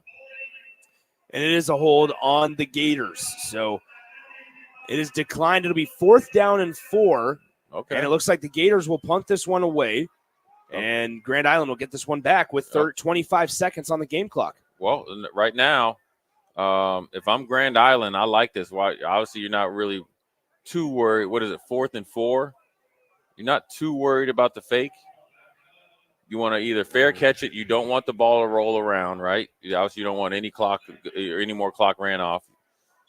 You have one timeout left, and you have a very explosive offensive player there in Wheeler. So I'm thinking 3 plays, trying to get in within field goal range. If I get a big chunk play, I'm going for the end zone on the second one. Riker Booth will field this off the 2-hop and now gets pushed out of bounds at their own 38-yard line. And with 15 seconds on the game clock, it'll be 1st and 10 for the Islanders. Good job there by Riker of being safe when you're fielding up off the ground, not giving up any more negative yards so you can get the ball close. I think it's on the 37-yard line. And then also he did a really good job of getting out of bounds to stop the clock, right? And so every second counts. Now you're thinking, okay, we got 15 seconds, 1 timeout. We're trying to get a chunk play right now, right? That's going to take about 6 seconds off. Now you're at 9 if it works, right? They're going to kneel this one down. What? They're going to kneel this one down. Yeah, this is not how I play NC2A. Nope. Would you? No. Okay. Well, if there's a play called all go, and that's Right. what I'm dialing up here with 12 seconds on the clock. Well, with 12 seconds left, well, it was 15, but here's what you do, Nick. With 15 seconds left, I'm throwing deep, trying to run a deep out, right? And you know what? Jones has shown that he can throw it, except for the tight end dropped it and gave it to the defender. I'm running a deep out, getting it there, either getting out of bounds, quick timeout. Next one, take a shot along the sidelines, either trying to get a pass interference call or another one towards this timeout. Then I'm going red alert field goal. Well, at the half, it's 13-7. Lincoln North Star leads by 6 over the Grand Island Islanders. The North Star Gators having a conversation, a one-way conversation with their head coach, James Thompson, on the sideline. The Islanders are back in their locker room. We'll step aside, come back in a few minutes with the halftime show as we break down the first half between the Gators and the Islanders from Seacrest Field right here on 93.7 The Ticket. Discover the difference that expertise and experience can make in your real estate journey with Next Ag Appraisal and Realty. Whether you need an appraisal, sales, or farm management, Next Ag comes up with a solution with your legacy and goals in mind. Next Ag isn't just their name, it's your future. So why wait? Visit their website today at www.nextagrealestate.com or give them a call at 402-380-0432 and turn your dreams into reality. Your land, your legacy, their solution. Next Ag Appraisal and Realty. If you're a homeowner or a business owner, you have a lot of projects, and no one has an unlimited budget or time. Sunbelt Rentals makes all jobs less stressful with no need to purchase large equipment or hire a crew. You can do it yourself with rentals and everything from aerators and power rakes for spring yard work to stump grinders, concrete mixers, tile saws, and more. Check out their inventory in Lincoln, north of Cornhusker Highway on 56th Street, or online at sunbeltrentals.com. It's game on at Elway Power Sports of Lincoln, Nebraska's premier Sea-Doo dealership. Score up to $300 off or a free 2-year warranty on 2024 Sea-Doo Sparks and $500 off or a free 2-year warranty on all other brand new 2024 Sea-Doos. Rule the streets on an Indian motorcycle with customer cash and trade-in credits up to $2,000 during the month of September. On or off-road, Elway Power Sports of Lincoln has you covered with a large selection of motorcycles and watercraft in stock at their new 27th and I-80 location. Hurry in, the clock is running down. Hey, bestie. Whoa, how'd you snag that awesome set of wheels? I'm in the market for a new car, too. My friends at Members Own Credit Union. You're always in the driver's seat when it comes to your finances at Members Own. Always in the driver's seat, huh? Yep. They set you up with a loan that makes sense for your budget with great rates and top-notch customer service to boot. Looks like we're going to need to make a pit stop. Let's go. I'll drive. Hit the road to financial success and explore auto loan options with your best financial friend, Members Own Credit Union. For details, go to membersowncu.org/drive. Federally insured by the NCUA. In today's digital landscape, the security of your business is non-negotiable. That's why you need better cybersecurity solutions. At Hamilton, we make it our business to protect your network, data, and digital assets with the latest in cybersecurity technology. Our dedicated team of experts has the technology in place to protect what matters most to you and your business. Stay ahead of cyber threats with better cybersecurity protection. Hire Hamilton at hamiltonisbusiness.com. Big box stores are tempting for buying equipment for your high schooler in sports or for yourself in your sports leisures. But buying new is awfully expensive. Why not go somewhere with new and used options? Play It Again Sports has quality, slightly to gently used equipment, and 50% of their inventory is actually new equipment. And it's more than baseball, softball, and golf. They also have equipment for disc golf, fitness, hockey, and more. Plus, they're always buying products. Bring your gear you're done with and get trade money on the spot. Play It Again Sports at 48th and Vine. At Union Bank, people don't have your money. Your money has people. First home people, investment people, people who answer the phone and your chats, dream car people, dream retirement people, driving your dream car in your dream retirement people, small business people, credit card people, and all the other people you need. At Union Bank, our people help you do more than you dreamed possible. So stop in and say hello. We can't wait to see you. Union Bank and Trust. Member FDIC. Discover the difference that expertise and experience can make in your real estate journey with Next Ag Appraisal and Realty. Whether you need an appraisal, sales, or farm management, Next Ag comes up with a solution with your legacy and goals in mind. Next Ag isn't just their name, it's your future. So why wait? Visit their website today at www.nextagrealestate.com or give them a call at 402-380-0432 and turn your dreams into reality. Your land, your legacy, their solution. Next Ag Appraisal and Realty. If you're a homeowner or a business owner, you have a lot of projects, and no one has an unlimited budget or time. Sunbelt Rentals makes all jobs less stressful with no need to purchase large equipment or hire a crew. You can do it yourself with rentals and everything from aerators and power rakes for spring yard work to stump grinders, concrete mixers, tile saws, and more. Check out their inventory in Lincoln, north of Cornhusker Highway on 56th Street, or online at sunbeltrentals.com. It's game on at Elway Power Sports of Lincoln, Nebraska's premier Sea-Doo dealership. Score up to $300 off or a free 2-year warranty on 2024 Sea-Doo Sparks and $500 off or a free 2-year warranty on all other brand new 2024 Sea-Doos. Rule the streets on an Indian motorcycle with customer cash and trade-in credits up to $2,000 during the month of September. On or off-road, Elway Power Sports of Lincoln has you covered with a large selection of motorcycles and watercraft in stock at their new 27th and I-80 location. Hurry in, the clock is running down. Hey, bestie. Whoa, how'd you snag that awesome set of wheels? I'm in the market for a new car, too. My friends at Members Own Credit Union. You're always in the driver's seat when it comes to your finances at Members Own. Always in the driver's seat, huh? Yep. They set you up with a loan that makes sense for your budget with great rates and top-notch customer service to boot. Looks like we're going to need to make a pit stop. Let's go. I'll drive. Hit the road to financial success and explore auto loan options with your best financial friend, Members Own Credit Union. For details, go to membersowncu.org/drive. Federally insured by the NCUA. At Jimmy John's, we don't make sandwiches. We make the sandwich of sandwiches. We use fresh veggies because we don't hate salads. We just feel bad for them. We make our sandwiches exactly how you want because you're the one who's eating it. And we bake bread all day, every day because stale bread isn't bread. It's croutons. Sandwich history is written by the victors. Good thing we have legible handwriting. Jimmy John's, the sandwich of sandwiches. Order pickup or delivery on the app. Escape the ordinary gym experience and unlock a new you with 3 Pillars Performance. Whether you're a high school athlete, college student, or former athlete, 3 Pillars Performance's state-of-the-art facility and certified trainers are dedicated to helping you achieve your fitness goals. Join a community that helps you get leaner, stronger, and move better than you ever have before. Visit 3 Pillars Performance online at 3pillarsperformance.com or in person at 5620 South 49th Street in Lincoln. Maximize your athletic potential with 3 Pillars Performance today. Now back to high school football on 93.7 The Ticket and theticketfm.com. 13-7 at the half. Nick Sainer, Jay Foreman alongside here at Seacrest Field. We are at the half between the Gators and the Islanders. Lincoln North Star leads by 6 at the break over the 0-6 Islanders. Hit the road with your BFF. Explore auto loan options with advice from your best financial friend. Learn more at membersowncu.org. That's Members Own Credit Union. All right, Jay, so here we are. It started to look like with the Gators up 13-0, especially late in that first quarter, it was going to be all Lincoln North Star today. And then the Islanders were able to kind of bend but not break defensively.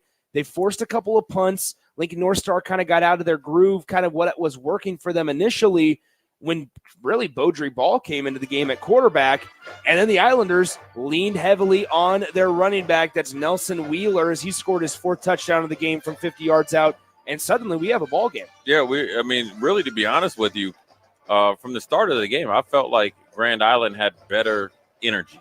I think North Star, we saw Coach Tyrone Chapman really get after his defense, but they just kept, turning the ball over and self-inflicted wounds, which obviously has hurt them all season long. But when they went up-tempo, and I think maybe this is what they were thinking they wanted to do all year long, when they went up-tempo, they looked like a totally different offense, right? They were firing off the ball. The holes were there for Wheeler to hit, and he started that kind of hurry-up offense in the 2-minute drill with a 19-yard run, then capped it off with a 50-yard touchdown. So if I'm a Grand Island, I want more of that the second half. I kind of like what my defense has been doing. We gave a one huge pass play on a double move, not a busted coverage. Otherwise, when we've been pinned down with our backs against the wall or against the goal line, I think we've done a pretty good job of holding serve, forcing North Star into field goals. And so I think the confidence and the momentum, at least going into halftime, is solely on Grand Island's sideline, even though they're down by 6. Now, what they have to do this second half is they got to make sure that they withstand the first tidal wave of North Star, coming out of half, and think that, trying to get back to what they do well, which is what have they done well? Quarterback run game, and get the ball to Mike Hunter Jr. and let him do work afterwards. So if they can get Chapman and Hunter going, then North Star will pull away and win this game by 2+ scores. If they can't in a explosive fashion, Nick, look for Grand Island to continue to deposit body blows by running Wheeler. And the thing about Wheeler that's interesting, and it started all game, it seems as he's getting more carries, he's starting to get stronger. And, I will say this for him, he's a 10-600 guy. Generally, track guys at the running back position normally don't have good lateral quickness. He has phenomenal lateral quickness. He has really good vision, and he can accelerate really, really fast. And also, his build, he's built, pretty big, strong, so he can run with some power. And so I think him depositing his physicality in the first half led to those 69 yards worth of rushing yards in that last drive. Once again, want to remind folks, Sunbelt Rentals, from lawn and landscape equipment to hand tools, pressure washers, portable generators, and more. Sunbelt Rentals makes it easy to get what you need when you need it. Sunbelt Rentals at sunbeltrentals.com. All right, Jay, here, two-parter question here. When you look at both of these teams, one of them and Lincoln North Star probably on their way to the playoffs. They got a little bit of a difficult road ahead schedule-wise. This is a big one before they go on the road to Millard West next Friday, and then finish out the season against Bellevue East. They're probably, if they win tonight, probably pretty comfortable regarding playoffs. They sit in the top 10 in wild card points right now in Class A. They feel probably pretty good about it, especially if they notch a 5th win of the campaign tonight. However, Grand Island, not so much, right? 0-6, even if they were to finish 3-6, comeback win today, and then obviously win their final 2 games of the season against Bellevue East and Omaha Northwest, you're probably not playing postseason football. Right. Let's start first with Grand Island. How, if you're head coach Creighton Reed, keeping guys engaged, keeping guys going in one direction towards the mission, because you're firmly in this one. Yeah, what you're doing, you're trying to build for the future. I mean, this is when you're talking to your team right now at halftime, you're explaining to them, listen, that last quarter is how we need to come out and play the next 2 quarters. Yeah. We played really, really good on defense. We got our hands on some balls. The pass breakup here by number 3 was phenomenal. And so that's what we're building towards. And we might not be in the playoff race, but we can't worry about that right now. We got to worry about this next quarter, this next play, this next series, and finishing this game out with a victory. So if they can win this game and then have 2 winnable games, going down the stretch, the positivity going into the offseason and the offseason program is at another level. This is, barring an offensive outburst by Lincoln North Star, the Islanders are on their way to allowing their fewest points of the entire season in a single game. They've allowed 35, 42, 28, 49, 42, 42 in that order through their 6 games of the 2024 season. By the way, the sandwiches at Jimmy John's. Order pickup or delivery on the Jimmy John's app today. All right, let's talk North Star's point of view, right? James Thompson, he's in his third year of be at the helm for Lincoln North Star, quickly turned around the Gators. Yeah. And here they are getting ready to get in the playoffs, but they got to close it out here. Yeah, look, I mean, if I'm Coach James Thompson, I'm talking about the standard, what we've done, taking a couple, butt kickings early and then getting on a roll here, 3 in a row. And we've been playing really good, clean, explosive, physical football. We need our energy up. We got to bring our own juice, and we got to play to the standard that we set forth. So this game is more about North Star. The second half is more about North Star against North Star. And he's done a really good job of taking over this program, building this program.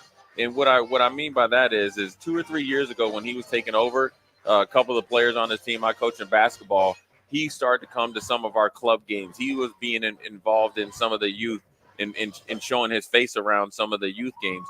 And so I like that, for him in the sense of now you're starting to see some of the guys that are sophomores and juniors that have kind of came up through his program.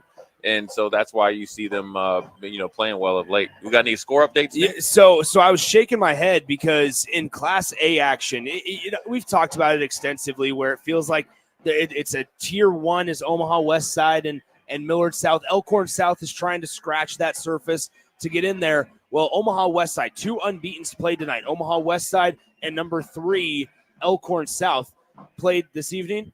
45-3. Omaha West Side knocks off the Storm 45-3 tonight. So Omaha West Side stays undefeated. Elkhorn South is handed their first loss of 2024. All right, let's step aside. We got a couple of minutes until we get rolling with the second half kickoff from Seacrest Field. Nick Sander, Jay Foreman with you at the break. Lincoln North Star leads 13-7 over the Grand Island Islanders. The Gators won the toss. They elected to defer, so it will be Lincoln North Star on offense to start things in the third quarter when we come back from Seacrest Field right here on Friday high school football action on 93.7 The Ticket and theticketfm.com. Hey, bestie. Whoa, how'd you snag that awesome set of wheels? I'm in the market for a new car, too. My friends at Members Own Credit Union. You're always in the driver's seat when it comes to your finances at Members Own. Always in the driver's seat, huh? Yep. They set you up with a loan that makes sense for your budget with great rates and top-notch customer service to boot. Looks like we're going to need to make a pit stop. Let's go. I'll drive. Hit the road to financial success and explore auto loan options with your best financial friend, Members Own Credit Union. For details, go to membersowncu.org/drive. Federally insured by the NCUA. Discover the difference that expertise and experience can make in your real estate journey with Next Ag Appraisal and Realty. Whether you need an appraisal, sales, or farm management, Next Ag comes up with a solution with your legacy and goals in mind. Next Ag isn't just their name, it's your future. So why wait? Visit their website today at www.nextagrealestate.com or give them a call at 402-380-0432 and turn your dreams into reality. Your land, your legacy, their solution. Next Ag Appraisal and Realty. Where will your path take you, traveler? To seek fortune in a new career or on a journey to distant lands for a well-deserved vacation? Wherever you go, one distraction could spell disaster. You can change your fate, adventurer. Don't drive distracted. Paid for by the NDOT Highway Safety Office. Escape the ordinary gym experience and unlock a new you with 3 Pillars Performance. Whether you're a high school athlete, college student, or former athlete, 3 Pillars Performance's state-of-the-art facility and certified trainers are dedicated to helping you achieve your fitness goals. Join a community that helps you get leaner, stronger, and move better than you ever have before. Visit 3 Pillars Performance online at 3pillarsperformance.com or in person at 5620 South 49th Street in Lincoln. Maximize your athletic potential with 3 Pillars Performance today. Big box stores are tempting for buying equipment for your high schooler in sports or for yourself in your sports leisures. But buying new is awfully expensive. Why not go somewhere with new and used options? Play It Again Sports is quality, slightly to gently used equipment, and 50% of their inventory is actually new equipment. And it's more than baseball, softball, and golf. They also have equipment for disc golf, fitness, hockey, and more. Plus, they're always buying products. Bring your gear you're done with and get trade money on the spot. Play It Again Sports at 48th and Vine. Now back to high school football on 93.7 The Ticket and theticketfm.com.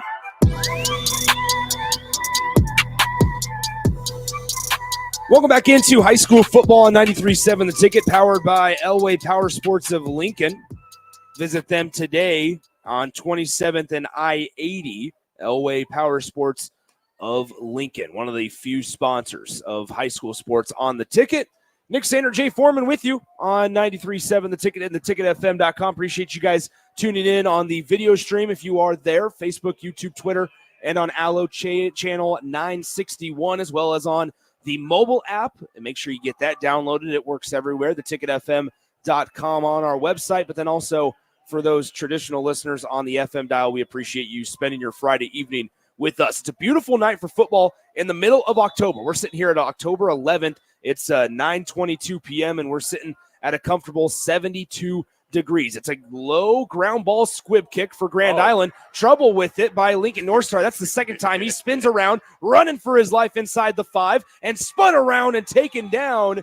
I think Forward Progress will award him all the way out to the 6-yard line, and they will take over 1st and 10. So not a great start for Lincoln North Star's offense. It's not the start that Coach Thompson wanted coming out of halftime. The squib kick, the second time they've done it, it's kind of like a hard ground hook with, when you're trying to hit it out of the woods with our bad golf game.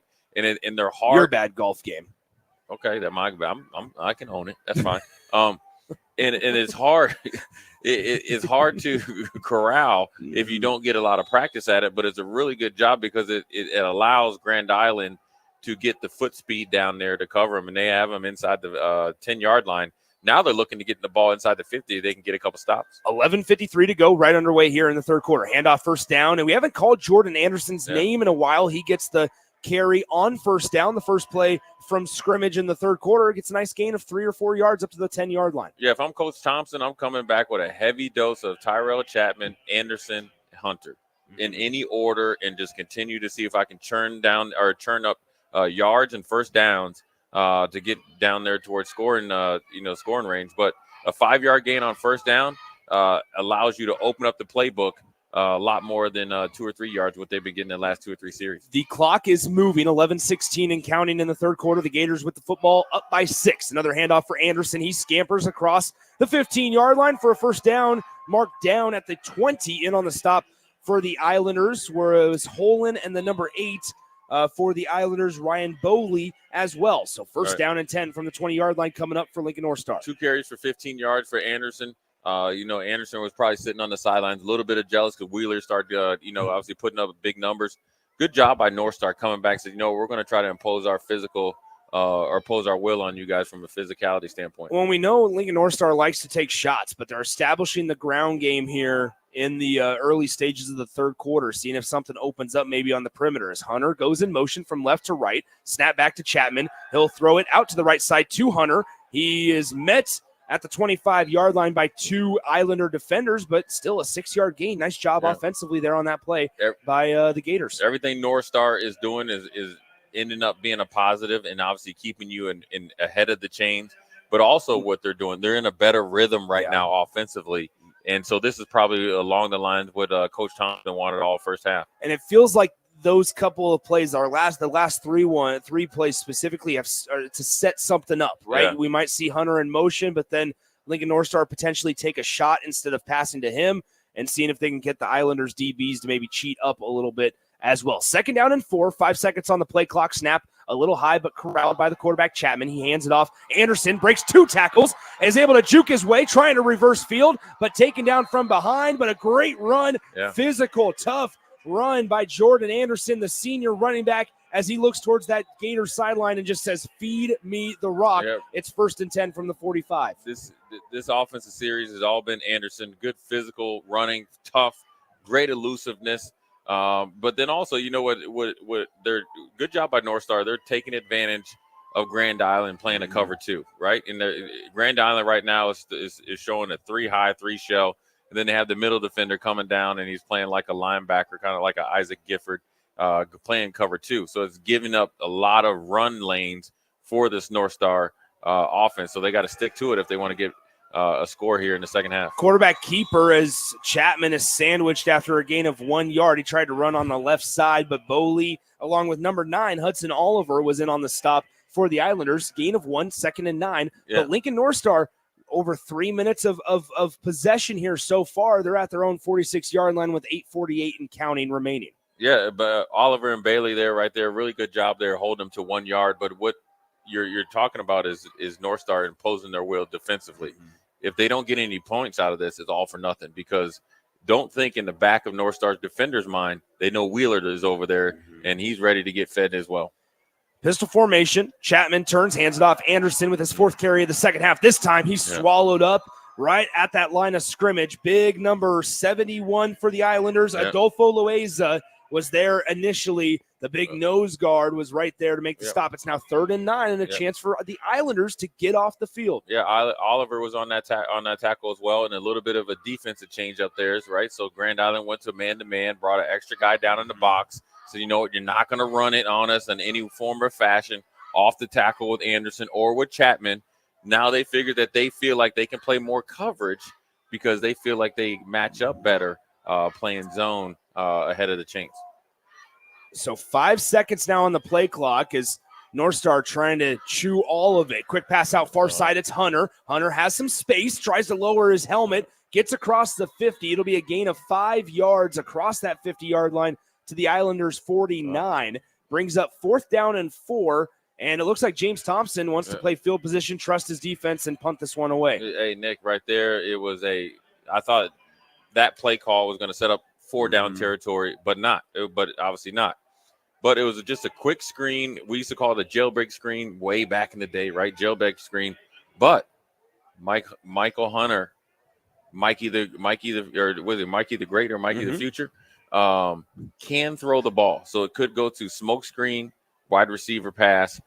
Be alert for that in the second half. Lincoln North Star punts this one away, takes a friendly Gators roll. Riker Booth fields it off the 2-hop once again, trying to make some magic happen. Bounces out left side, now spun around past the 10-yard line and thrown down at the 12. That could have been a lot worse, as that one took a Gators hop at the 10, but slowed down enough where it was going to be down inside the 5. Riker Booth made the decision, pick it up off the 2-hop, and he was able to get at least a couple of yards for some breathing room. Really good job there by Riker Booth of when you field those balls right there, Nick, is that you got to get your whole body square in front of it, right? Just in case it takes an awkward bounce, you can recover it. Returners run into trouble when they have their body tilted in 45 degrees. It ricochets off them. Now then you can't get to the ball. So good job there. And plus you got 8 yards out of it, so you're not pinned back there inside your 10. So now Evan Jones, he'll turn, hand it off. First play, why not? Nelson Wheeler gets the handoff on first down. No gain on the play. Nice job by the Gators defense swallowing him up. It's 2nd down and 10. 6:34 to go in this third quarter. I think it was big number 74. Is it Jamal Small? Yeah, he's playing Jamal big. Little. Jamal Little is playing big in the middle. Good job there of 2 gap in the center and making the tackle on Wheeler. 2nd down and 10. Shotgun set. Low snap corralled. Now Wheeler gets it again. Can't make a guy miss. Great tackle in space by number 89, Scott Hobel-Heinrich, as he was the last option or last chance for North Star to keep Wheeler from running for at least a first down and maybe then some. Instead, able to tackle him just after a 1-yard gain, and it's 3rd down and 9. An adjustment there that in the first 2 plays for North Star Gators defense is getting their linebackers and safeties closer to the line of scrimmage, forcing Grand Island to throw the ball. Play action, little dump off here. Here's Holland on the left side. Can't get enough to get to that first down marker. Got some breathing room on the 3rd down and 9 play call. Gets up to the 20-yard line. Got 7 on that 3rd down dump off completion. Needed 9, though, to keep the offensive drive alive. And Grand Island will have to punt this one away. Hey, good job there by Coach Thompson there playing field position, right? You're right. By punting the ball, it could have been 4-down territory. He depended on his defense and had confidence in his defense. They held serve, and now they're going to get the ball potentially inside their 50. Good punt here as Wellstead, still on his feet for Lincoln North Star. He gets across the 50-yard line, and essentially it's like the punt never happened because Lincoln North Star booted theirs away at the Islanders' 49-yard line, and they'll set up shop for their offensive drive here at the Islanders' 48. So 5:07 to go in a pretty quick-moving third quarter at this point. North Star chewed the clock. They waited till the play clock was under 5 seconds every single snap of that first drive of the second half. But to your point, Jay, the Islanders, unlike their first half, no penalties. The Gators just called for a penalty just one time in those first two quarters, but it's been a clean one on both sides here in quarter number 3. So here is the quarterback, Tyrell Chapman, rolls out right side, throws, Hunter, pass caught, makes a guy miss, but then is able to be taken down by the Islanders defense. Holland was there along with number 31 for Grand Island defensively, Max Holland. So how about that? The Holland brothers get stopped for a gain after just 5 yards up to the 43-yard line. Good rally there by the Grand Island Islander defense there, but also what they need to do is get a little bit better in their leverage and as far as their coverages, right? This is like the third or fourth time Mikey Hunter has caught it in the flat with nobody there to leverage the ball, and so they have to rally to everything. So now North Star has the ball ahead of the chains. And let's see what they do. I think it's take a shot area and within a play or two. Chapman will keep it himself and get swallowed up, taken down for a loss of 1. The quarterback run, so effective in that first half, has not been as much here in quarter number 3. They've tried that similar play multiple times here in their first 2 drives, and it's gone for either 1 yard or less every single time. It's 3rd down and 6 now. Here's where North Star is losing their way a little bit, right? Tyrell Chapman, quarterback draw. Bell, quarterback run outside off the tackle. They're getting it discombobulated. Now they're in a must-pass situation. Now it's up to Grand Island to get the ball back and try to get some offensive momentum back, but they won't be able to do that if they don't hold serve here on 3rd down. 3rd down and 6. You wonder that 4th down territory potential. Pass out. Mikey Hunter gets lit up as soon as he hauls in. And are they going to call that a fumble? No, it's incomplete. I think that's the right call. Mikey Hunter was unable to haul that one in as coming from that far side. I believe that was number 26. No, that was number 12. Number 12, thank you. Number 12 for Grand Island. That is Isaiah Wyatt, the junior defensive back, came in and lit up Hunter. Good-looking athlete, too. 4th down brings on the Gators punt team. Hey, Nick, you know what play that was, though, right? Wide receiver screen, pass. Don't call me a prophet. Just call me Jay. Don't call me a prophet. Just call me Jay. 4th down and 6 as the Gators getting ready to punt this one away once again. It's fielded by Booth, and now he gets lit up, but he called for a fair catch, and that will be a penalty. 15 yards coming up because the Gators ran into Riker Booth after he called for a fair catch. James Thompson is out by the numbers trying to plead his case. And, yeah, you're right, Jay. He's saying it was not clear enough that Riker Booth, and you can see the official go, yes, it was, Coach Thompson. And James Thompson already between the numbers and the hash marks trying to defend his Gators in coverage. But Riker Booth signaled for a fair catch and got lit up. And here's the official word from our head referee. It is a kick-catch interference, so that means 15 additional yards after the punt. And Grand Island gets that breathing room that they needed, right? It's almost one of those things of who's going to flinch first. And despite North Star maybe being able to move the ball better offensively in the 3rd quarter, that's the first time we've seen either one of these teams commit a penalty. Yeah, and it's a big penalty for North Star, but then a beneficial penalty for Grand Island because now it's almost like a free explosive play, right? And so now you can really think about getting Wheeler the ball. You can maybe take a shot down the field. But they're going to run Wheeler there and try to get him going again because the way that he ran the ball at the end of the second half was essentially the equivalent of explosive plays. The one thing that's interesting to me right here with this Grand Island offense is not even trying to throw deep to Mr. Wright out there, to Victor, because I think that he is, well, I just gave it right here. Look at him. Here's Victus Fisher as he gets 5 yards. You know who Cordell Patterson is? I do. Yeah, he's a fantasy football. Just a Swiss Army knife. Yeah, you're right. That's who he's built at. He's about 6'3", looks like he's 190, and I know he can run. You want to, I think if Grand Island took the mindset of North Star, let's get our playmakers the ball any way, any fashion, I think you see a little bit more consistent offense. 2:59 to go, third quarter, pump fake. They'll throw it down deep. Lob, that's a risky pass, and somehow it doesn't get picked off. There were 3 navy blue defenders there in coverage for the intended receiver. One of them got their mitt on it, but it's incomplete, and it's now 4th down and 5. Gators still lead 13-7 over the Islanders. It's been a quick-moving third quarter, 2:53 to go in the period, as the Islanders punt this one away from their own 37-yard line. Back deep, once again, it'll be Louis Wellstead. As kind of a rugby-style punt, as it's thrown down here near the 30, fielded cleanly, bobbled now for a moment, now gets hit from the right side. Good tackle there by number 3 for the Islanders in coverage. That is Mason Cheetos. He's made some big plays tonight.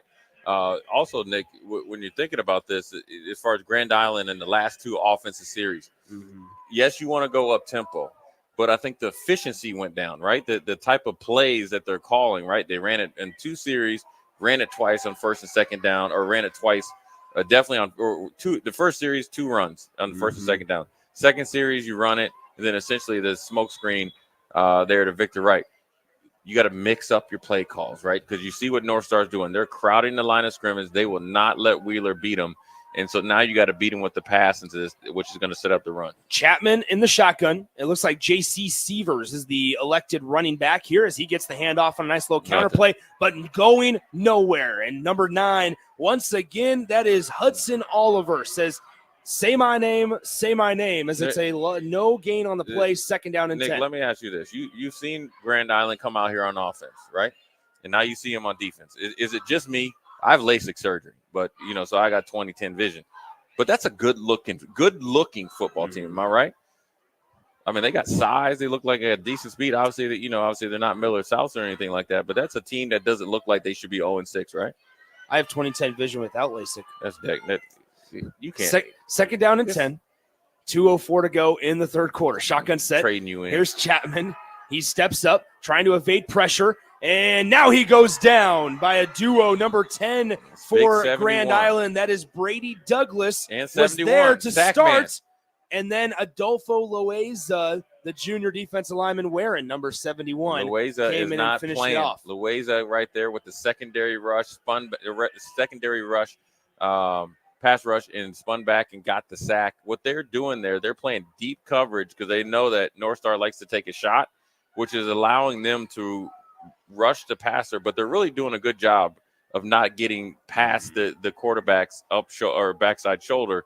So then, therefore, they're able to double back in and get a couple sacks. So now you have North Star where in 3rd and 15, where North Star is usually at 3rd and manageable. Gators might have gotten away with a delay of game. This one, a rocket, as it's up in the air and picked off by the Islanders. It was deflected off the helmet of Beaudry Ball. It was a rocket of a pass from Chapman, as Ball, I don't think, was ready for it. It was a rocket of a throw, and Ball was standing there just less than 10 yards down the field, tried to fire it in there. I think it hit off of his helmet, and then it tipped up in the air and picked off by the Islanders defense. And so with 1:04 remaining in the third and the Islanders down by 6, they take over on the plus side of the 50. Well, Nick, I think it's about time to dial up Victor Wright, double move up the sideline. What do you think about that? I would agree. So here we are, 1st and 10. As the handoff, Nelson Wheeler sheds one tackle, trying to stiff arm and get away from Hobel Heinrich, and unable to do so. A nice job by Hobel Heinrich. The junior linebacker has made his presence known there, coming off the edge, and now Lincoln North Star has a guy down with cramps, it appears. Is number 74, Jamal Little. That's your boy, Jay, as he's down on the turf on his backside. 48 seconds in the third quarter. How about this? Let's take our first commercial break of the third quarter. Gators lead 13-7. We'll step aside and come back in 60 seconds on 93.7 The Ticket.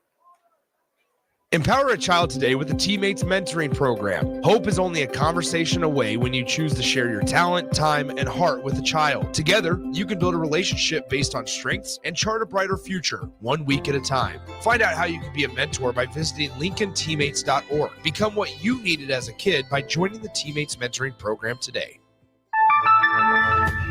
In today's digital landscape, the security of your business is non-negotiable. That's why you need better cybersecurity solutions. At Hamilton, we make it our business to protect your network, data, and digital assets with the latest in cybersecurity technology. Our dedicated team of experts has the technology in place to protect what matters most to you and your business. Stay ahead of cyber threats with better cybersecurity protection. Hire Hamilton at hamiltonisbusiness.com. Now back to high school football on 93.7 The Ticket and theticketfm.com. Nick Sander, Jay Foreman with you as they help Jamal Little off the field, favoring his right leg. Teammates Mentoring, learn how to help empower a student today by the power of mentoring at Teammates. Apply today at teammates.org. Handoff Wheeler as he's got some space up the left side, across the 35 of Lincoln North Star, inside the 30, and taken down by the ankles, inside the 25-yard line, and down at the 23. Say it with me. Mama. There goes that man. I don't know. Listen, I'm telling you, you got to give Grand Island credit, right? They've found a way to muddy this game up and make it ugly. 35 seconds left in the third quarter. He is starting to get busy. Wheeler is starting to churn out yards.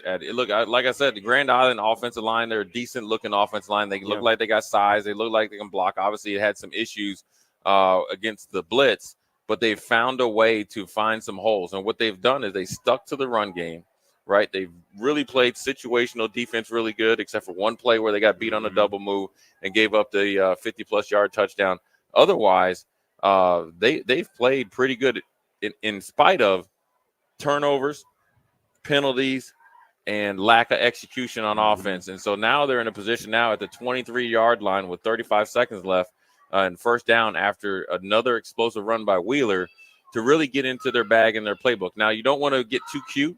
You want to go and just call your best 2 or 3 plays, thinking about first downs. Then you think about touchdown after that. But, they're able to continue to get explosive plays in the run game because they're starting to block really, really well at the point of attack, and Wheeler's vision is really, really good tonight. Another Gator was down momentarily. That's Sam Schaefer, but he was walked out across the field under his own power. 1st and 10 from the 23-yard line after the 25-yard run by Wheeler. Now they'll hand it. Riker Booth makes one guy miss, but then gets taken down just a yard or so after the past the line of scrimmage for a 2nd down and 9 coming up. 24 seconds left on the game clock. The Islanders can expire the third quarter if they choose to. As it's 2nd down and 9, they're heading towards the south end zone as it stands. At the fourth quarter, will flop sides, and it looks like the Islanders might run one more play with 8 seconds and counting, trickling down on the game clock. They snap low. It's fumbled for a moment. Now Evan Jones throws it, dumps it off, pass caught. Great and tackle going there. Nowhere, actually, for a loss of 2. And a great tackle there made on the play by Kobe Allen, the sophomore defensive back, as that will end the third quarter of play. No scoring in quarter number 3. We stand right where we're at halftime. It's 13-7. Lincoln North Star leads by 6. The Gators trying to keep that lead as the Islanders will have it. 3rd down and 11 from the North Star 24-yard line when we come back to start the final period of play. From Seacrest Field, it's Nick Sander, Jay Foreman, right here on 93.7 The Ticket. If you're a homeowner or a business owner, you have a lot of projects, and no one has an unlimited budget or time. Sunbelt Rentals makes all jobs less stressful with no need to purchase large equipment or hire a crew. You can do it yourself with rentals and everything from aerators and power rakes for spring yard work to stump grinders, concrete mixers, tile saws, and more. Check out their inventory in Lincoln, north of Cornhusker Highway on 56th Street, or online at sunbeltrentals.com. It's game on at Elway Power Sports of Lincoln, Nebraska's premier Sea-Doo dealership. Score up to $300 off or a free 2-year warranty on 2024 Sea-Doo Sparks and $500 off or a free 2-year warranty on all other brand new 2024 Sea-Doos. Rule the streets on an Indian motorcycle with customer cash and trade-in credits up to $2,000 during the month of September. On or off-road, LA Power Sports of Lincoln has you covered with a large selection of motorcycles and watercraft in stock at their new 27th and I-80 location. Hurry in, the clock is running down. Now back to high school football on 93.7 The Ticket and theticketfm.com. On the first play in the fourth quarter, Nelson Wheeler comes up hobbling after he gets taken down for a loss of 4 yards. It's now 4th down and 15 from the Gators' 28-yard line. And it looks like Creighton Reed, the head coach of the Islanders, going to keep their offense on the field from the Gators' 28. It's 4th and 15. Islanders down by 6. A shot to the end zone. Here's Victor Fisher, high-pointed, caught, and dropped. Fisher dropped it. As in coverage, it was Kobe Allen. He was undersized. Fisher had it for a moment. It looked like he was going to fall backwards into the end zone, and Islanders were going to take a lead, but he drops it as Kobe Allen was in coverage, and the Gators take over on downs. Wow, really good pass there. Man, that's some quick action here in the start of the fourth quarter as the run with Wheeler started before we came back on air. That could be the biggest play of the game where he was a little bit hobbled. I think he might be able to come back. And then you threw a jump ball to the high point guy, and he wasn't able to come down to a victory right there for Grand Island. A little disappointed in himself, but a really, really good play there by Kobe Allen, competing and finishing the whole play in a 50-50 ball against a big old wide receiver. Miscommunication they tried to get a little handoff to Hobel Heinrich in the backfield, who was kind of lined up as a fullback or tight end in that play. Loss of 1 as he ran into his quarterback, and it's now 2nd and 11 from the Gators' 27-yard line. North Star has been kind of eating the game clock here in the second half, and I would expect more of the same here on this drive, as with 10:55 and counting, they're in no hurry to break that huddle. Yeah, look, they're trying to do like kind of Nebraska against Northern Iowa. It doesn't matter how it looks. You just want to win the game because obviously, like we talked about at halftime, you want to make sure that your seeding for the playoffs is set. And so ultimately, you're trying to teach them how to win, but then also deal with Grand Island because they are playing pretty good football right now. An early toss out right side by number 5, Tyrell Chapman to Jordan Anderson. Jay, that's something that you talked about, right? It goes nowhere. 3rd down and 11 coming up. Chapman, correct me if I'm wrong, has to somehow draw some defenders, right, to give Anderson some space. Kind of pitched it pretty early in the play there. Pretty early, and I saw Tyrell Chapman to kind of warm it up here, so I'm not sure if he's compromised as far as like a lower leg injury.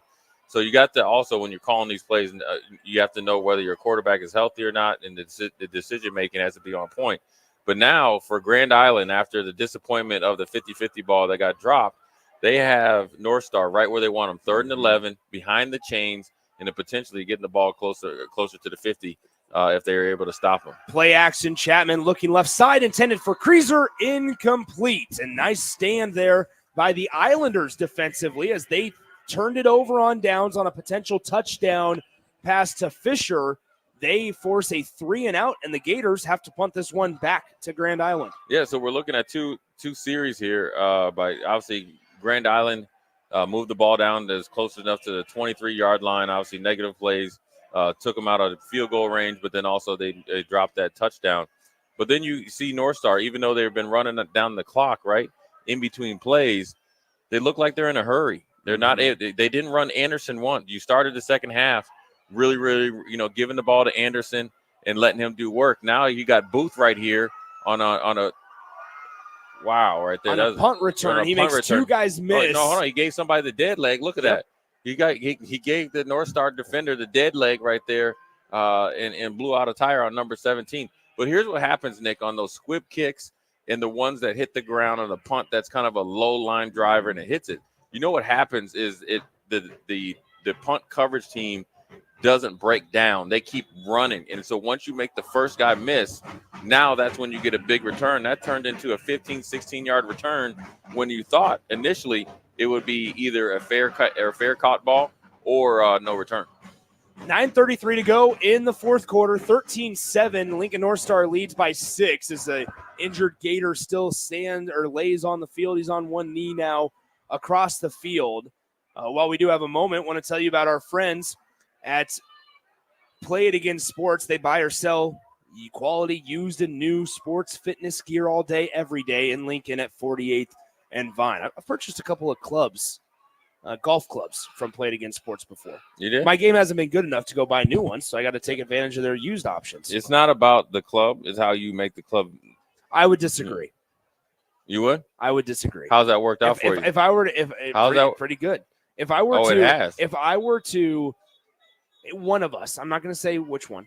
If one of us were to use custom clubs that fit our game, fit our swings, right, and the other one went to Goodwill or some used spot and just grabbed whatever they had on the rack, I would imagine that one of us would hit it better than the other. Yeah, maybe. 1st and 10 from the 50 as the Islanders take over down by 6. Play action. Quick Wheeler's pass out back. far side. And a nice Good tackle made there by the defender in coverage. I believe that is number 27 for Lincoln North Star, Austin McKillop. Yeah, really good tackle there. Good, strong tackle there where he grabbed cloth and he didn't allow any yards after the catch.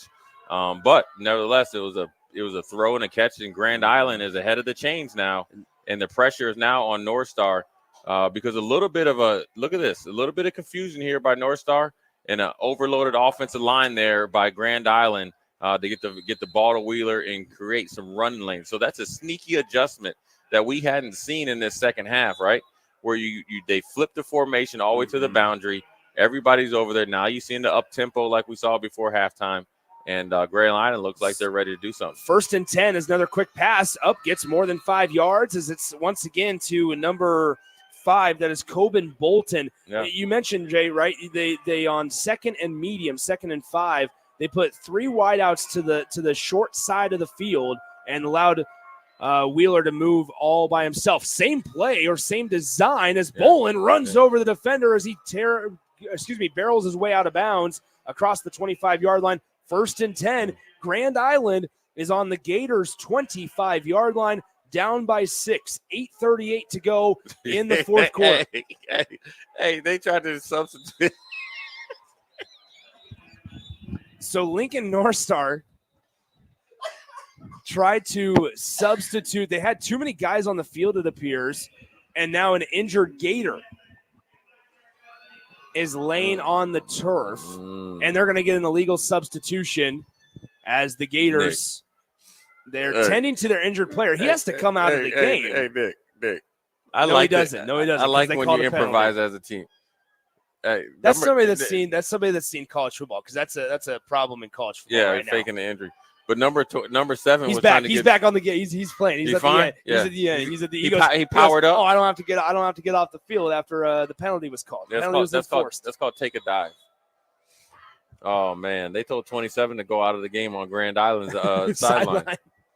So it's 1st and 5 now from the 20-yard line. They'll turn, hand it off. Nelson Wheeler, why not? Just keep feeding the man as he gets forward for a gain of 1.5 yards, maybe 2, up to the 19-yard line. Makes it 2nd down and 4. So essentially, thanks to the penalty of illegal substitution on North Star, it is a second and very manageable. See, Grand Island here is not wasting any time getting up to the line of scrimmage. And one of the things they do really, really well is after they have a positive play, whoever has the ball, he runs it right back to the referee so they can stay on time. And this has really, really worked out well for them when they've done it pretty efficiently. They'll bubble out to Nelson Wheeler as it goes. Going to cover that ball, right? Incomplete. It was in front of Wheeler, so it was a legal forward pass. It's ruled incomplete.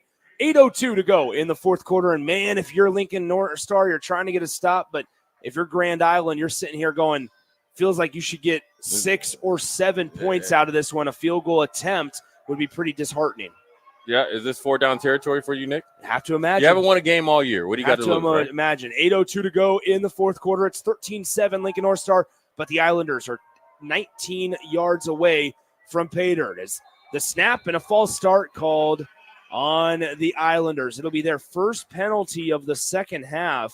So far to this point in quarters 3 and 4, Lincoln North Star was the only one to commit an infraction, but yet now here in a crucial moment, 8:02 on the clock, it makes it instead of 3rd and 4, it's now 3rd and 9. Yeah, I mean, again, I think it's 4-down territory.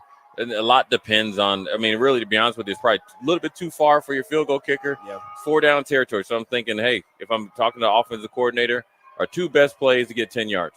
The wind is slightly picked up as it's blowing into the face of the Islanders. They turn, hand it off to Wheeler, fighting his way forward, spins around, fumble on the field as the ball is on the turf, and it's North Star football as the Gators force a fumble. And that play call, Jay, it tells me that the Islanders were planning to go for it. They were setting it up, and they would have had fourth and manageable, fourth and 2. Fourth and 2, fourth and 3, and you know what? Good job there by the North Star Gators defense trying to rip the ball out. Wheeler was trying to get every yard that he could to get closer to that first down marker. Really good job there, I think, by Kobe Allen to come in and rake that ball out, cause the fumble, and really good job by the other defenders playing through the whistle and recovering it because, again, it looked like Grand Island, like you said, needed at least 6 or 7 points, or obviously a touchdown and an extra point in the worst-case scenario, a field goal attempt. They walk away with nothing. Now let's see what North Star can do with 8 minutes left. I think you might be onto something, Jay, about the quarterback, Tyrell Chapman, maybe dealing with a little bit of an injury because they're going with Beaudry Ball. They'll turn, hand it off. J.C. Sievers on the carry. Goes nowhere. Short gain of maybe 2 on the play. Might not have gotten to the 20-yard line. Beaudry Ball in at quarterback now for the Gators. 7:43 on the clock and running as the Gators are trying to just melt this one away, up by 6 points, 13-7 over the Islanders. The Islanders here trying to maybe spoil some playoff implications. But then also, if you're the Islanders and you're Creighton Reed, the head coach of Grand Island, you're sitting there going, we're asking a lot of our defense. Time and time again, this is a team that's given up over 40 in 4 of their 6 games this season, holding the Gators to 13 points, well below their season average defensively. This pass caught on the near side, hauled in by Sam Schaefer. The first time we've called Schaefer's name tonight, but now Beaudry Ball is slow to get up in the backfield, and Tyrell Chapman is starting to jog back towards his coach, James Thompson. Yeah, Beaudry Ball took a huge hit. I don't think he was concussed, but he definitely was shaken up a little bit. Good job by the ref right there, is making him check himself out of the game. He looked right down the face of that big defender, number 71, coming in, laid the lick on him. Good pass and catch right there. But now we got Tyrell Chapman back in the game. And now if I'm Grand Island, I got to start looking at the clock and make sure, okay, look, we got 3 timeouts left. Whether, if you want to get something, especially if we get something in 3rd and 5 and 6, and the defense has been out there, say for 3 or 4 more plays, you burn a timeout to give them a little bit of rest so you can get off the field. We have seen Tyrell Chapman take a shot. They scored on a 57-yard touchdown pass in the first half as the running back gets a loss of 3 yards on the play. Nice tackle made by the J.C. Sievers was the ball carrier on the play. Beaudry Ball is back into the game. So what this is telling me right here, Nick, is that they have a set amount of series that Tyrell Chapman takes, but then Ball comes in. And so now Ball's coming back into the game. Think about a little bit more pass or quarterback run off the tackle. But there's 6 minutes and counting left in the game. So as a staff, North Star, we got to think about, okay, if the defense has to go back out there, we need one more stop, right? We got to get off the field, and it's 4-down territory. Do not think it's going to be 3 downs. They'll send Hunter in motion, roll out to the right side. Ball getting chased from behind. Ball looking downfield, now just tucks it and run and throw. It gets pushed out of bounds after a short gain of maybe 2. I think North Star wanted a late hit out of bounds, but I think that tackle was initiated inbounds and then just got finalized outside of the boundary. And so 3rd down and 14 coming up for Lincoln North Star. Yeah, Beaudry Ball is a big kid. He got started going. Good job. Good decision by him. He was going to try to force it, or could have forced it downfield to Mikey Hunter on the wheel route.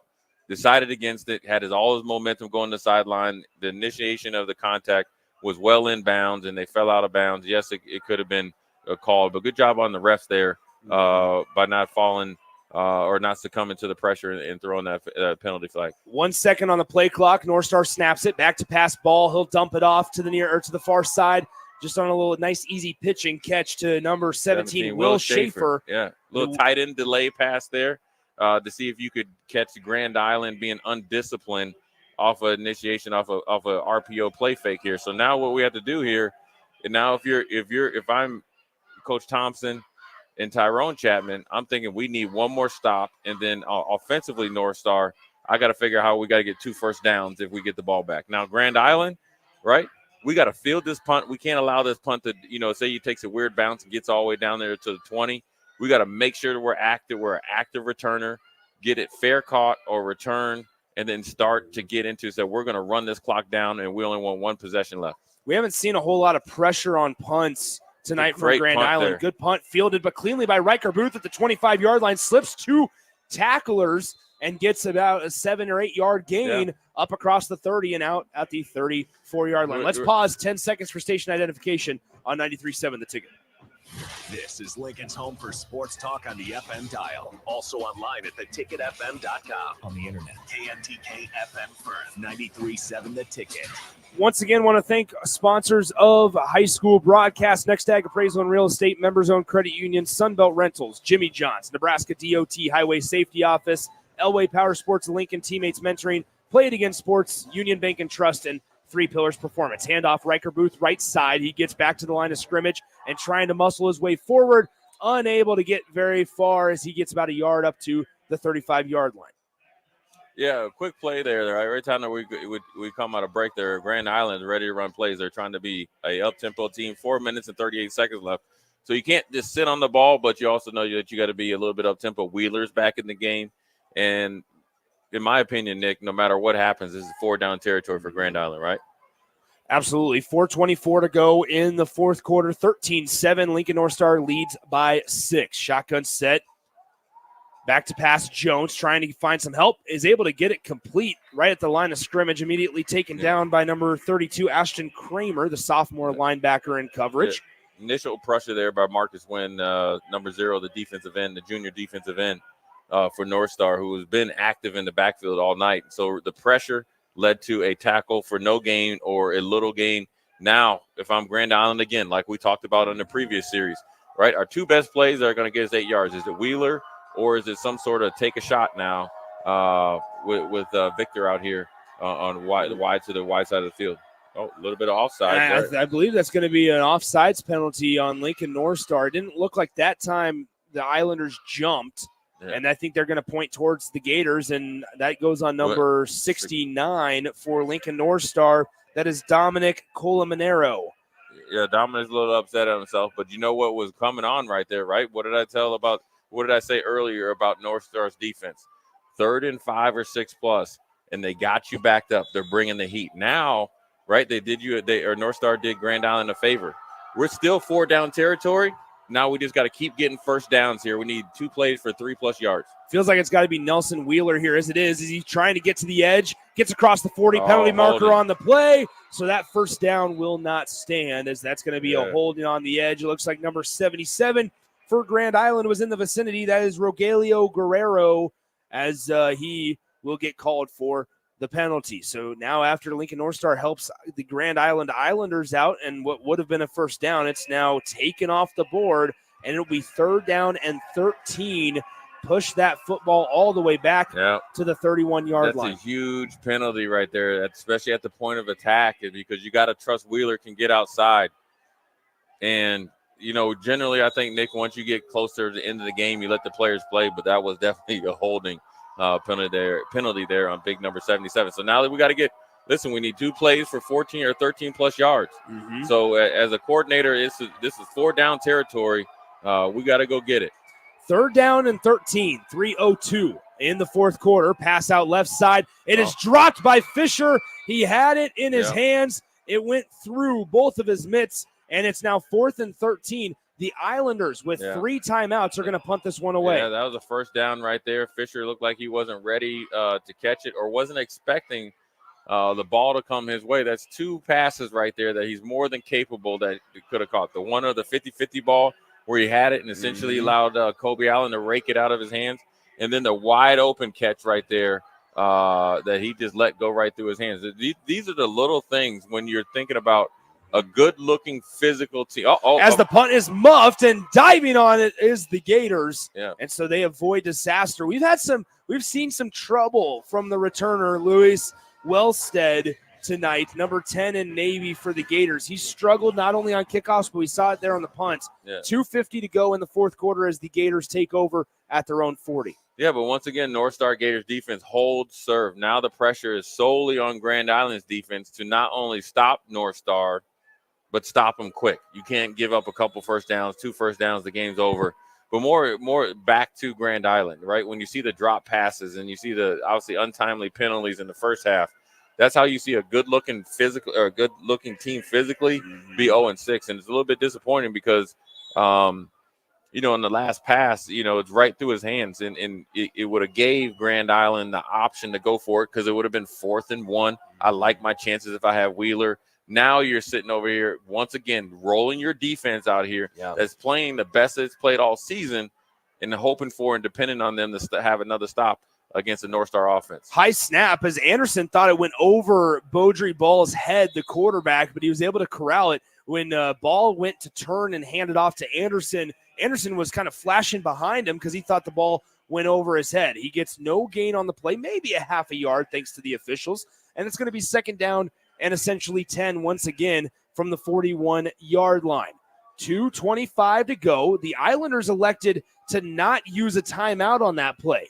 It's 2nd down and 9. The Islanders still have 3 timeouts, and Creighton Reed, the head coach for Grand Island, elected to keep that one in his pocket. So 2nd down and 9. 1 wide out each side. Now they'll motion Hunter to the right side. 2 on that one. Now handoff Anderson. Anderson trying to find a hole. Unable to do so. No gain on the play. And now Creighton Reed will use his first timeout.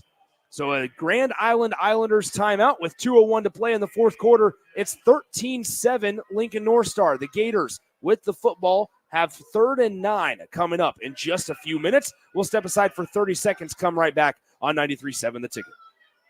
Hey, bestie. Whoa, how'd you snag that awesome set of wheels? I'm in the market for a new car, too. My friends at Members Own Credit Union. You're always in the driver's seat when it comes to your finances at Members Own. Always in the driver's seat, huh? Yep. They set you up with a loan that makes sense for your budget with great rates and top-notch customer service to boot. Looks like we're going to need to make a pit stop. Let's go. I'll drive. Hit the road to financial success and explore auto loan options with your best financial friend, Members Own Credit Union. For details, go to membersowncu.org/drive. Federally insured by the NCUA. Now back to high school football on 93.7 The Ticket and theticketfm.com. Once again, want to thank our friends from Next Ag Appraisal and Real Estate for sponsoring high school broadcasts. Your land, your legacy, their solutions. Visit nextagrealestate.com to learn and help you value, manage, and sell your property. 2:01 to go in the 4th quarter. 3rd down and 9. A big chance here for the Islanders to force a 3-and-out. And the Gators would have to punt the ball right back. Anderson behind Ball. He turns. He's going to pass this one. Throw downfield. It's into a wide-open Sam Schaefer with a lot of open turf. Sheds one tackler. And inside the 30 goes Sam Schaefer for a Lincoln North Star 1st down to the 29-yard line. Great throw there by Ball. A little bit of an RPO action. Great route there by Schaefer. It's the same pass that he got hurt on in the previous series. On the time, on target, into the window. Money pass there. Might be the game there with the clock still running and Grand Island only having 2 timeouts left. And North Star is very good at just bleeding this clock, right? So they're going to let it go all the way till – they'll probably snap it with 6 seconds left, right? So you got to think now they'll be at 120.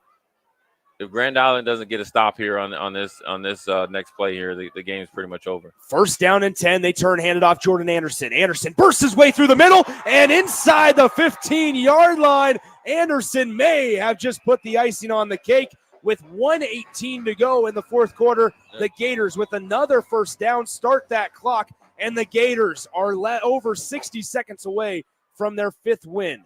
Yeah, it's a big victory here for the Gators right here. Right now, you could do 2 ways, right? You could just kneel it down and force Grand Island to, burn their timeouts, or you could actively try to score a touchdown. It's whatever they want. Grand Island isn't interested in stopping the clock here, and it's not like they have an explosive offense to be able to go and score. Now, the problem is they only have 2 timeouts left, and either you're going to let them score, you let them score. Yep. Or if you're not going to try to let them score, you better start burning timeouts. So you just let, what we saw earlier in the first half is that you just let 20 seconds go off this clock. That is a lot of time if you really are good in situational football. So now they burn their timeout. It's 2nd and 10, which is probably after that play, about 2nd and 6. Now they have 3 plays out there. I mean, essentially, Nick, this is just a matter of time. 42 seconds is on the clock as Grand Island calls their second timeout of the second half. 13-7 is where we're at. How about this, Jay, from the Big Ten? Northwestern rather, is up 27-10 on the Terrapins of Maryland. Yeah, 27-10. We talked about this on Old School, whether this was a defining moment for Northwestern. Is this the bounce back game, right? Is this they were the belle of the ball last year, obviously, surprising some people. And Mike Locksley, is this a game that you could bounce back after kind of letting the Indiana game go by? I think Mike Locksley or Maryland has shown after losing a big game, they go in a kind of a hangover mode. Northwestern is bringing it to them. Hey, listen, sleepy too. Yeah. Sleepy out there in the DMV. Wake them up. 42 seconds on the clock after the Grand Island timeout. Beaudry Ball is in the pistol with Jordan Anderson, who's been big down the stretch for the Gators behind him. Ball motions Hunter. He now gets the snap, turns, hands it off. Anderson on the left side, trying to barrel his way forward, unable to do so for very far, but then still gets 3 yards on the play inside the 10-yard line, down at the 8, and another Islander timeout. So once again, want to thank Ben for being back in our 93.7 The Ticket Studios, pushing all the buttons for us, making sure you guys could hear us all night long. No Husker coverage, obviously, tomorrow with the bye week, but we still will be on the air as we'll have the Leba Business Hour, the Husker Online Show, all coming your way tomorrow on your Saturday. Normal Sunday program, and then we get you ready for Indiana week as Jay Foreman and I will actually be out in Bloomington next weekend.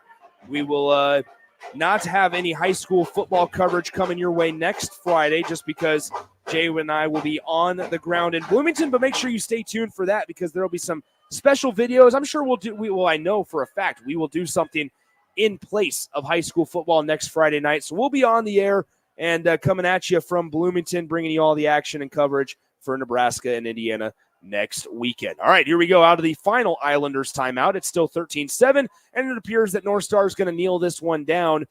Since it's less than 40 seconds on the game clock, this will all but do it as Beaudry Ball gets barreled and bulldozed on the kneel down. James Thompson trying to tell his guys to come on over. It's over. Here we go. As Lincoln North Star, this was a big one, essentially just because they needed that 5th win. 5 wins essentially gets you in the playoffs, and that is their 5th win of the campaign. So a great showing by James Thompson and his Gators in year 2 of the new head coach as the Islanders fall to 0-7 tonight.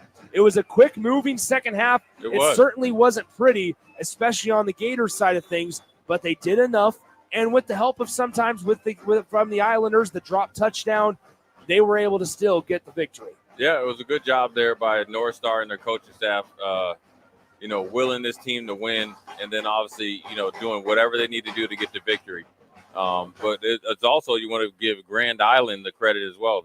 At the end of the second quarter, they found their way and just couldn't get out of their way enough to pull out the victory. So it ended up being a pretty entertaining game, a competitive game, and 2 programs that are going in the right direction. But one is going a little bit faster, and that's North Star getting their 5th victory. Grand Island drops to 0-7. Now, what they have to do is really focus these next 2 weeks. These next 2 weeks are program builders for them going into next year. I mean, the playoffs are not an option, so that doesn't need to be on the table. You need to get guys focused on learning how to finish, right? Finish a game, finish a series, finish a play, right? Finish the season. That will lead into an off-season program of improvement and development if approached the right way. So there's positives on both sides. Obviously, the biggest positive is North Star winning. They're in the playoffs. They have 2 winnable games down the stretch. Grand Island has 2 winnable games down the stretch. They'll be at home. So both teams, they got to be shooting for going 2-0 these next 2 weeks, and both of them will go into the offseason with positive vibes. That's a big one for Lincoln North Star tonight as they will travel to Millard West next Friday and face off against the Millard West Wildcats. For the Islanders, they face the Bellevue East Bruins next week. So once again, that'll do it for us From Seacrest Field, the Gators notched their 5th win of the season. They improved to 5-2. They've won 4 straight after they won their first game, lost the next 2, and now have won 4 straight matchups here in 2024, and they are 5-2 on the season. The Islanders drop, as we mentioned, to 0-7 on the campaign, and they'll make the hour-and-a-half drive west back home. Your final score, Lincoln North Star 13, the Grand Island Islanders 7. Been a good one. Enjoyed the evening with you, Jay. Once again, for the Husker Hall of Famer Jay Foreman, Nick Sainert, Ben back in our 93.7 The Ticket studios, saying so long from Seacrest Field. Your final score, Lincoln North Star 13-7. They win it over the Islanders here on 93.7 The Ticket. Discover the difference that expertise and experience can make in your real estate journey with Next Ag Appraisal and Realty. Whether you need an appraisal, sales, or farm management, Next Ag comes up with a solution with your legacy and goals in mind. Next Ag isn't just their name, it's your future. So why wait? Visit their website today at www.nextagrealestate.com or give them a call at 402-380-0432 and turn your dreams into reality. Your land, your legacy.